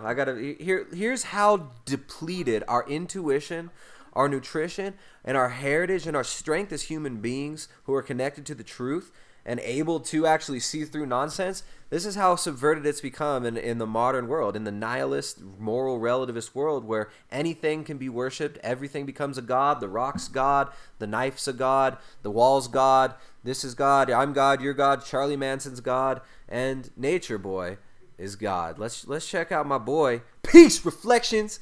We got Nature Boy here. This guy, this is the vegan Superman, the vegan Ubermensch of the melanated race. According to the more melanin you have, the more enlightened you are. But if you're white and you got money, you can join the cult too. It's okay, all you stupid white people. You can come join Nature Boy's cult if you got enough ducats. Let me try to find a place to put it on the screen where people can see everything. And here we go. This is the results of our modern nihilist age, guys. Reflection. Who are we? Carbonation. What is carbonation? The Christ conscious. Who are you? Angels of the Most High. Divine angels of light. Who am I? The Honorable Master Teacher Nature Boy. Commander-in-Chief of the Earth Plane. My highest self. Who am I? Queen Eliana. Commander-in-Chief of the Earth Plane. My highest self. Where do you come from? The highest frequency of the sun. And what is your mission? To collect the elite and prevent the weak. Reflection. I love myself. myself. I love myself. Reflection! He got his bag jumping. My reflection master teacher stunning. OG master teacher got us jumping. He got his bag jumping. Master teacher showed us how to love, man. He got his bag. So this is this cult. This is this fruitarian cult. Out of they call themselves Carbon Nation. This guy, people have figured out that with fruitarianism, if you really deplete people of nutrition, you get them on these diets, they'll be very, very malleable, and you could fleece the shit out of these people. And we got Nature Boy over here. He's getting, he's got a bunch of worshippers. Does some tantric group sex. Tells them all about their astrology.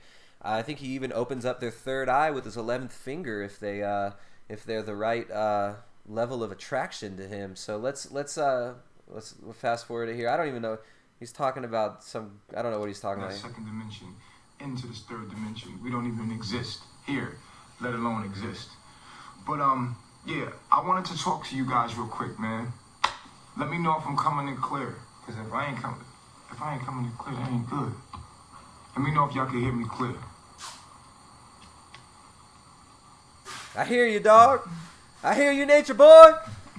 Peace, reflections. He's a bit concerned. Do you think he's having a bad hair day, or is that a good hair day? It's difficult to tell. He's used to But having he seems it. kind of concerned about it, doesn't he? Yeah. I think it's he usually has it in the pentagram thing. He's got the pentagram hair going on. I think he's going for that Sideshow Bob look. But this the fruitarianism, man. It's like this fruitarian thing. It's pretty crazy. I mean, you could check out some. We got some more cultural degeneration here. Fruitarian rapping. What I'm about to have, see, I know it's so freaking mad. I mean, I'm glad that I have this right here, and that brings what's coming next, my dear. I just steer this ship into the place I want to be, and everything I need just comes to me. I only have to breathe, sit back, and relax. I just love everyone so much, man. So, respect to the sun, respect to the sea. It's all me and you, I mean me and me. Yes, and we walk so freely, and the interaction brings satisfaction, and I'm touching trees, and I'm seeing me without you. There is no me, you're the reference point, and you're my ecstasy. It's like energy and symphony, the synergy is real. I can even... And you just scroll to any part of these videos and find something hilarious. Who's that dude in the hat here? His eyes seem to have sunk right in. Something's happening there. Yeah. That kind of an eye thing going on. You see that a lot with the fruitarian long-term vegans. The eyes will start to get closer together and kind of go back in the head a little bit. Here's I mean, you can just go through the suggested videos. YouTube thinks I'm a crazy vegan. Like, there was one day I just woke up and I was like, wow, I'm legitimately happy. And I just said it, I was just like, wow. This is the first time in a long time that I've said I'm happy, and just, it was so easy and so pure.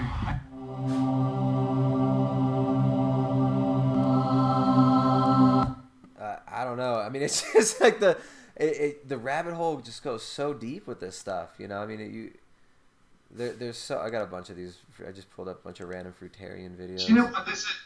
What's that? Woodstock Fruit Fest. Yeah. Can you imagine? I mean, how bad are the toilets at most festivals? Most people queuing up and not actually making it there, Yeah, there must be the most packed toilets in the world. Let's check out the Woodstock Fruit Fest. Well, it's probably all just outside the toilets, isn't it? Because they're not going to get there with the queues. I think when you reach real spiritual enlightenment, you poop like a ruminant. So it's kind of just while you're walking, just poop like banana sludge. Banana sludge comes out of you, and it replenishes the earth. I mean, it smells good. Yeah, it does. Yeah, that's when I was fruitarian, and I remember doing this shit that smelled properly like fruit, and I thought, that's really pure. That's enlightened. My body must be really pure because my shit smells like bananas. Oh, for Christ's sake, I mean, how mad can you get? I really was starting to lose it back then. I just remember that. I haven't thought about that for years.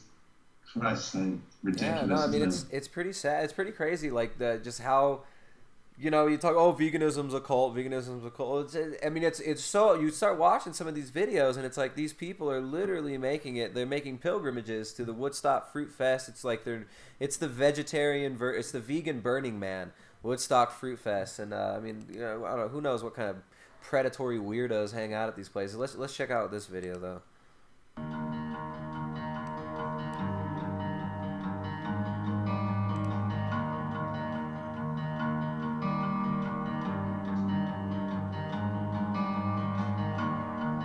We will all be born again when the winter days are done. So like already you've got the religious imagery. You've got "We will all be born again" is the first line of the song. You know, I mean, you're literally being given the fruitarian theology. Look at him. He's got, check it out. Look how spiritual this guy is. Third eye is a seed. Like, that's freaking amazing, bro. Your third eye. Damn, this guy must have listened to like 50 hours of Terence McKenna to get that level of enlightenment. I mean, the mushroom told me that I should only eat fruit.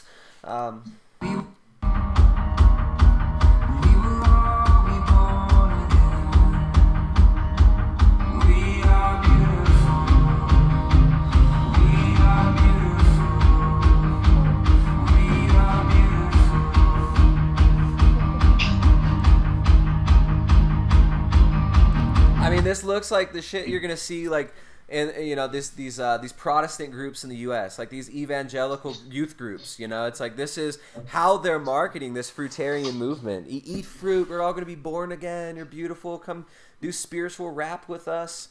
No, Terence McKenna wasn't a fruitarian. I'm just like making fun of Terence McKenna because he's a funny guy.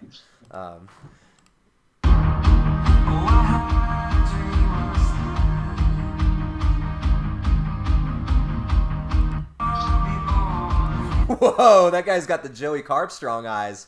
Is that supposed to be moving? I can't see it anymore. It's just some bloke holding up some, looks like something that's come out of his arse. It's just like a hand with this sort of small turd in it. Oh, let me refresh the screen share again for you there. That's awesome. God, we're looking really dark here now, aren't we? It's all got really. Right, she disappeared. Getting that circadian rhythm right. Is that better, Phil? Can you see it now? Yes, well, I can see some. Can you see the screen now? This guy holding up the durians. Yeah. I mean, it's just, I don't know if I can watch this whole thing. You just go, oh look, they got ponchos. That's so spiritual. That's so native. Dang, there's. Yeah.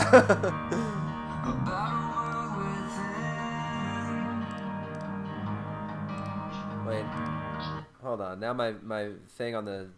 Alright, let's see. I'm having some problems with OBS now, suddenly. Where is it? There we go.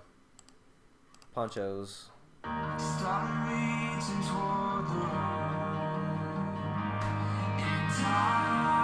So a lot of these things, they revolve around group ecstatic experience too, which, you know, Osho used in his cults, and every single cult leader, you know, I mean, even Crowley was really into this stuff. Was that a big part of like the festival scene back in the day that was connected with the vegetarianism and stuff?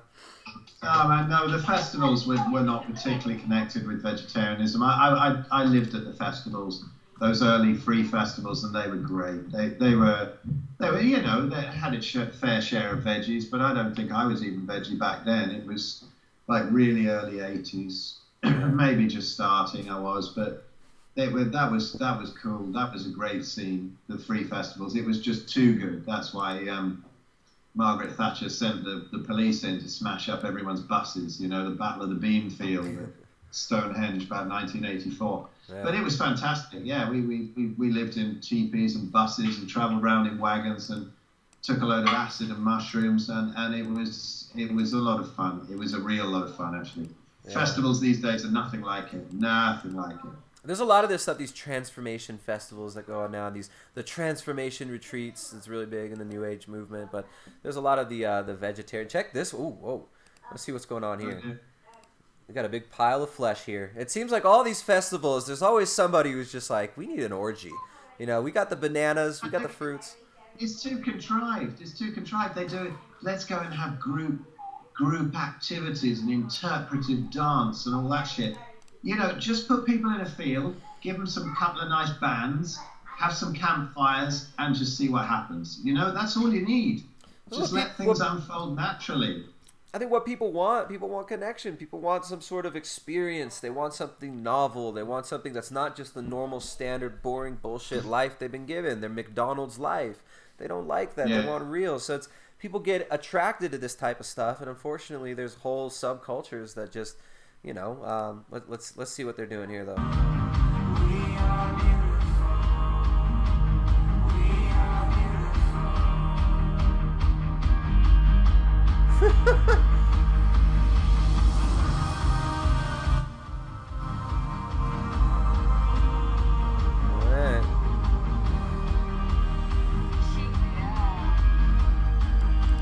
I can't watch this anymore. But I mean, isn't it funny? This just looks like it does. I think what it does is it makes you unhappy with yourself when you go home.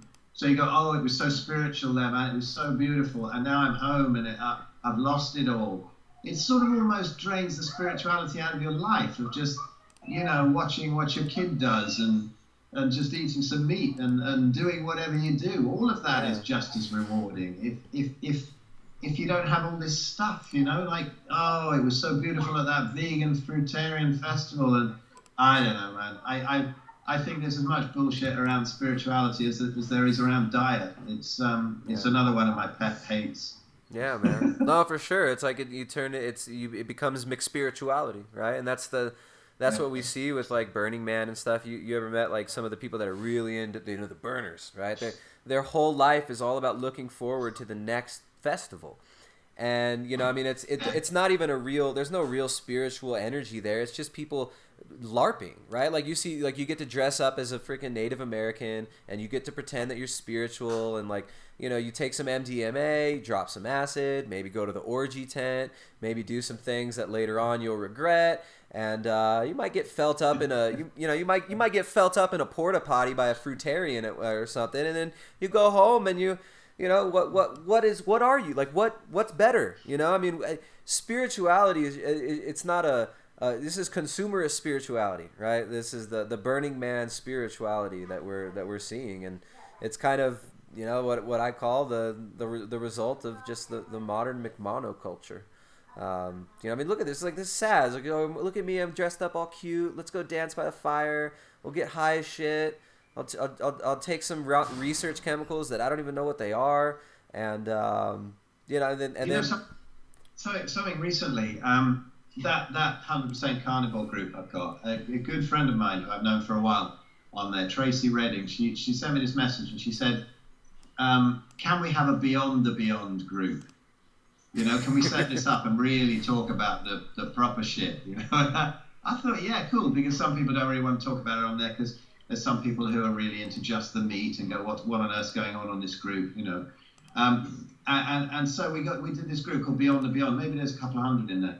But what I've seen and heard in other things and private messages and conversations is some of the people who were kind of into spiritual stuff before, but not necessarily in a contrived way, but people who had these really sort of deep awakenings or whatever, when they came on to carnivory, they found that these kind of experiences stabilized as well. Yeah. And it's all about getting into just getting rid of all the disconnects from this, our ancestral heritage and how we're supposed to live and interact with nature.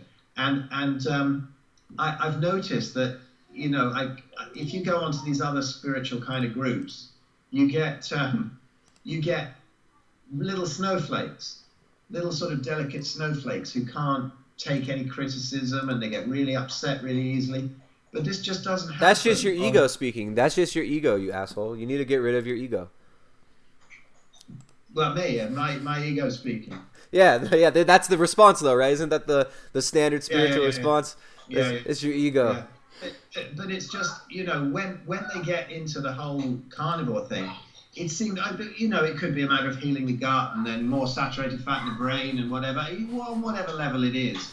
But it just seems to ground them so much more, and they retain a great sense of humor and a sense of fun. Whereas most of these spiritual people who end up sort of following some guru and end up vegetarian and whatever, and they end up so delicate, you know. You put them in front of an episode of The Walking Dead, they die of fright and thinking that this is so unholy or whatever. You know, they can't look into anything that isn't feel good, all the light and flowers, spiritual candy. They want the spiritual candy.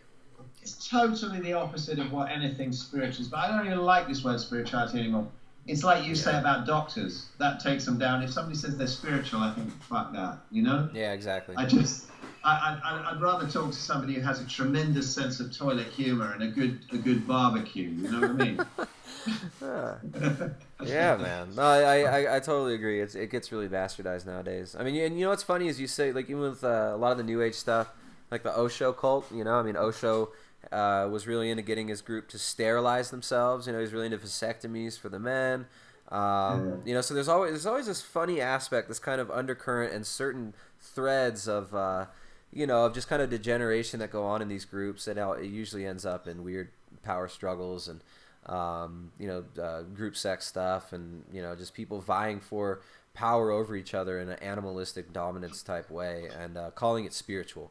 Right, connected to the earth. I've seen it loads in the TM movement. It's very strange, and it's all done with these sort of little forced smiles, and yeah, it can get pretty sinister. You know, you can see it, man. You get the pretending to be happy all the time, pretending to be smiling, pretending to smile at people, like, oh, I'm so loving. It's just, I mean, it's really sad. You can see people hurting inside. You can kind of feel it emanating from them. I mean, we all have a connection to something deeper and more profound, and I think we all really do seek that fundamentally at a real basic level.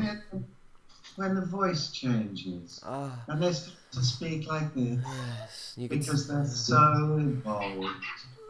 Oh, it's really weird. I've seen it so much. It's really sad. It's really sad. But you see a lot of this. You know, a lot of the vegan movement's really based on.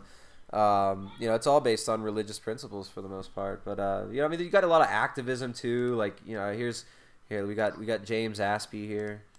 Documentary which exposes all the horrors of what happens inside factory farms and slaughterhouses in Australia. It's a horror show. That's why all these passionate people have taken to the streets to educate the public, to show the horrors on the TVs, to have the conversations with people, to encourage a better world, a more peaceful world, a non-violent world where all beings are respected and every single slaughterhouse closes down because we have no reason, no justification to send innocent beings inside a place where they push them into a gas chamber where they gasp in their last breaths, or where they get stabbed in the throat with a blade by a worker who is paid by the consumer to create this death so that we can eat their murdered bodies. It is an injustice. It is an... So it's all this like extreme imagery. You know what's the matter? What's the matter with these fuckers is that they haven't had a real full-on autoimmune disease. Right. If they did, and they knew that, and they knew really how bad it is and how bad it feels, when that hits them, they'd eat their own grandmother if they thought it would make them better.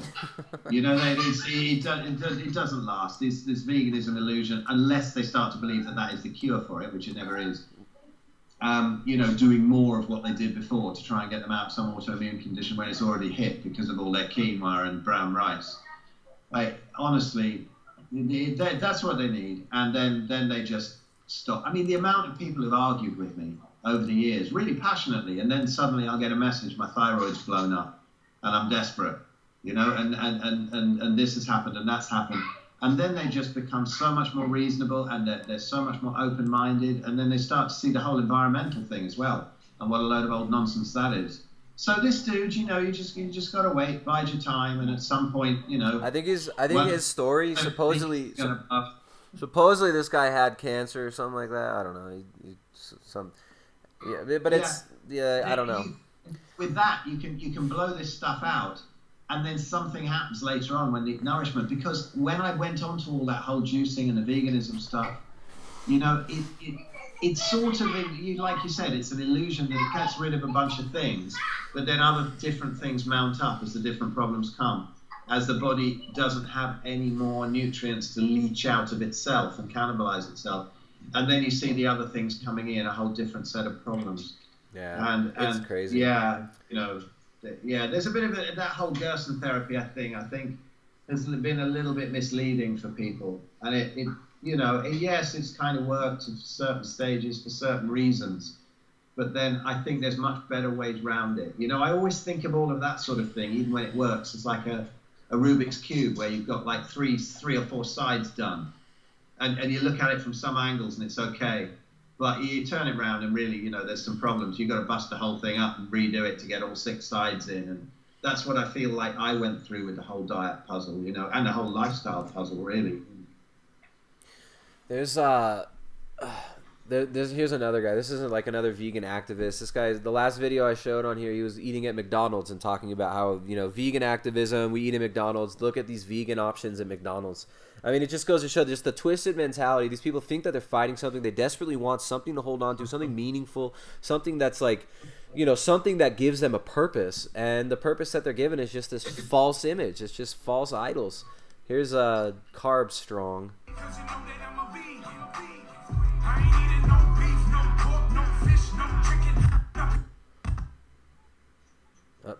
Paused. And the foods that he's eating are, fake hot dogs, fake burgers, fake. It's all fake meat.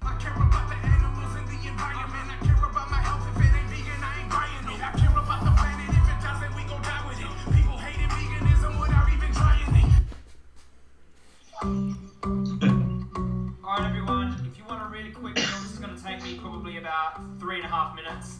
But we've got these. Fry's brand, they're excellent. They're excellent. I've got some veggies that I've chopped up. If you don't know how to chop vegetables, you just get a knife and slice through them. Be careful with your fingers.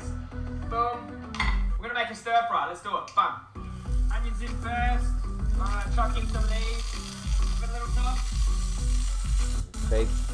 Guess what? My favourite vegetable, peas. A little bit of rice here. So it's just all processed. It's like food from packages, plastic wrappers, mass-produced crap. I mean, I don't miss it. I just put some meat in the oven, a pan, it's done. I don't miss it. I don't miss any of that. I used to do all this complicated vegetarian Indian cooking, and then fart all day long. And I don't miss all that shit, at all. God. What's with the mock meat too, like the fake meat? Why do they have to eat fake meat for every meal? That's constant, isn't it? It's constant. They were laughing about that in the group a little while ago. That there's no broccoli made out of steak and stuff like that. Is there? Nobody's bothering with that. But they're constantly making these weird things. They were just awful. I just remember the farts with it. I remember more farting than gaps in between farts when I ate that stuff. Unbelievable. Yeah, it's like it inverts it. It's like, when am I not farting? When am I not burping and shitting and belching? Yeah. People are all right. Yeah, I think I can't look at this stuff anymore. I got sunshine outside and I miss my kids. And we've been doing 3 hours, man, or 2 hours with you, but I did an hour before. You've done 3, yeah. It's always fun talking, Phil. Did something else as well, but yes, man, that was fun. Yeah, man. Well, thanks a lot for coming on, for sharing your some other little bits and pieces of the story, and for having a nice conversation here, sharing your family and what you feed your kids. And I'm glad you're out there eating meat and making families. Where can people find? You've got a book. I always recommend your book, Arthritis: The Best Thing That Ever Happened to Me. Really, really good book. It's just out in paperback now. We've got it out on print on demand, and we've got just going to do an audio book, I think, of it as well. People keep asking. You're going to read it, right? Hey? You're going to read the audio book, right? Yeah. People have asked me to do it. So I'm going to have a word with a couple of friends who've got studios, and see if I can go down and do that. Yeah. That'll be funny. So people seem to think that I have this relaxing voice or something. You have to do it in a spiritual voice. You have to do it in the voice where you're exhaling maximally with every word. Yeah, that kind of worries me. I think I have this flat monotone voice. I have a cousin who sounds pretty much like me, and I think he always sounds pretty weird. And when I started to hear my own voice recorded, I thought, shit, I sound exactly like him. But I don't know, people seem to like it, so I'll do the audio book. But I have the YouTube channel that's under my own name, and got that carnivore group, and the website. I don't know, maybe bung them underneath, but come and say hello. The group's funny. It's kind of irreverent, and if anyone's new to it, what I like about that is that, you know, when vegans come along there, if they're reasonable, people chat to them. You know, you go onto a vegan site, you just get like 150 people absolutely monstering you straight away and telling you what a complete arse you are. Yeah. It's terrifying, an animal rapist and all that. So someone else, no, you know, if you're a vegan, come along, and lots of people understand we're ex-vegans and we'll help you out. And, you know, just like Tristan does, so many people we see who are broken. And yeah, YouTube channel and book and stuff like that, and shit and thing. Poop jokes and YouTube videos and former vegan recovery. So, you know, Phil's a great guy. He's out there helping a lot of former vegans recover. He and I have both experienced firsthand kind of the madness and the nonsense that can be derived from these crazy dietary ideologies. So I want to thank you for coming on, Phil. You guys can find Phil over, what is it, Phil Escott on YouTube? ESCOTT? That's right, yeah. All right, so I'll put a link in the description to Phil's YouTube channel. Got to go over there and subscribe to Phil. He's really nice. He's much more diplomatic than me. I like to do funny impressions and crack jokes and stuff, and he's a real funny guy, but he's he does it in a much more gentle and sweet way. So thanks for sharing your life with us, man, for sharing your family and your beautiful kids. And yeah, keep eating meat and making families, man. I'll say my goodbyes to the audience in a second. And yeah, I'll talk to you soon, Phil. Have a good one, man. All right. Later, brother. Speak to you soon. All right, guys. So let's see. How many people are still here? 177 crazy meat-tards out there still watching. Thanks to the mod squad out there, everybody, for you know, keeping the chat clean. Thanks for hanging out and for joining, guys. It's been really fun to talk. It's been another way too long 3-hour live stream. 3 hours staring at a screen. I want to encourage you guys to check out the Ketogenic Edge cookbook, my wife's book. Got a whole section on how to prepare the nutrient-dense parts of the animal, the most important parts of the animal, the odd bits section, all about how to use organ meats. So if you're not including organs in the diet, I would say probably aren't experiencing the best of carnivorous style eating. So you don't have to do everything just like I do it. If you're a vegan and you're happy as a vegan and you're truly healthy as a vegan, that's awesome. But if you're a vegan and you're commenting on my video and calling me a rapist and a murderer and telling me that my children are going to die of a heart attack, you're just going to get banned. And we're just going to laugh at you because we've been there too. A lot of the audience here is also former members of the vegan cult. We fell for the same crap. We fell for the same nonsense. We fell for these replacements of solid beliefs, of real truth. We've fallen for it as well. None of us are perfect. Shit, I'm not perfect. Nobody out there has perfect health. There's nobody out there that's going to live forever. Taking 100 supplements a day like Dave Asprey's not going to make you live forever. Eating a balanced diet, whatever that even means. You can't even define balance, but you just like to throw out these words. Eating these balanced diet or a whole food plant-based diet like Klaus over there at Plant-Based News with his little beautiful fluttering eyes and his fake smile. Klaus at Plant-Based News, like all the celebrities are going vegan. This is not going to make you live forever. No diet's going to allow you to live forever. What diet can you eat that doesn't send you running to the bathroom 20 times a day, bleeding out of your asshole, farting and shitting constantly, and burping all the time as an emotional mess and a psychological wreck who can't even formulate a coherent sentence or build a coherent worldview? What kind of diet can you eat that allows you to perform well, that allows you to enjoy your life, and that allows you to be a decent human being in the real world and not a fake keyboard warrior? What kind of diet allows you to do that? Eat that diet and enjoy it. Lather, rinse, repeat. All right? So this has been another episode of Eat Meat, Make Families. Get out there, eat meat, make families, guys. I think we might do another Keto Collective next month. We'll be announcing that soon. There's a link down below in the description. If you want to support the channel, definitely check out. We got the book available in print now. The Ketogenic Edge Cookbook, Training Manual for Low-Carb, Ketogenic, and Paleo Cuisine. Make sure to check out Phil's channel. Get off of social media. Get off the frickin' television. Quit letting a bunch of degenerates degenerate your culture, your bodies, and your health. Go live your life. Peace.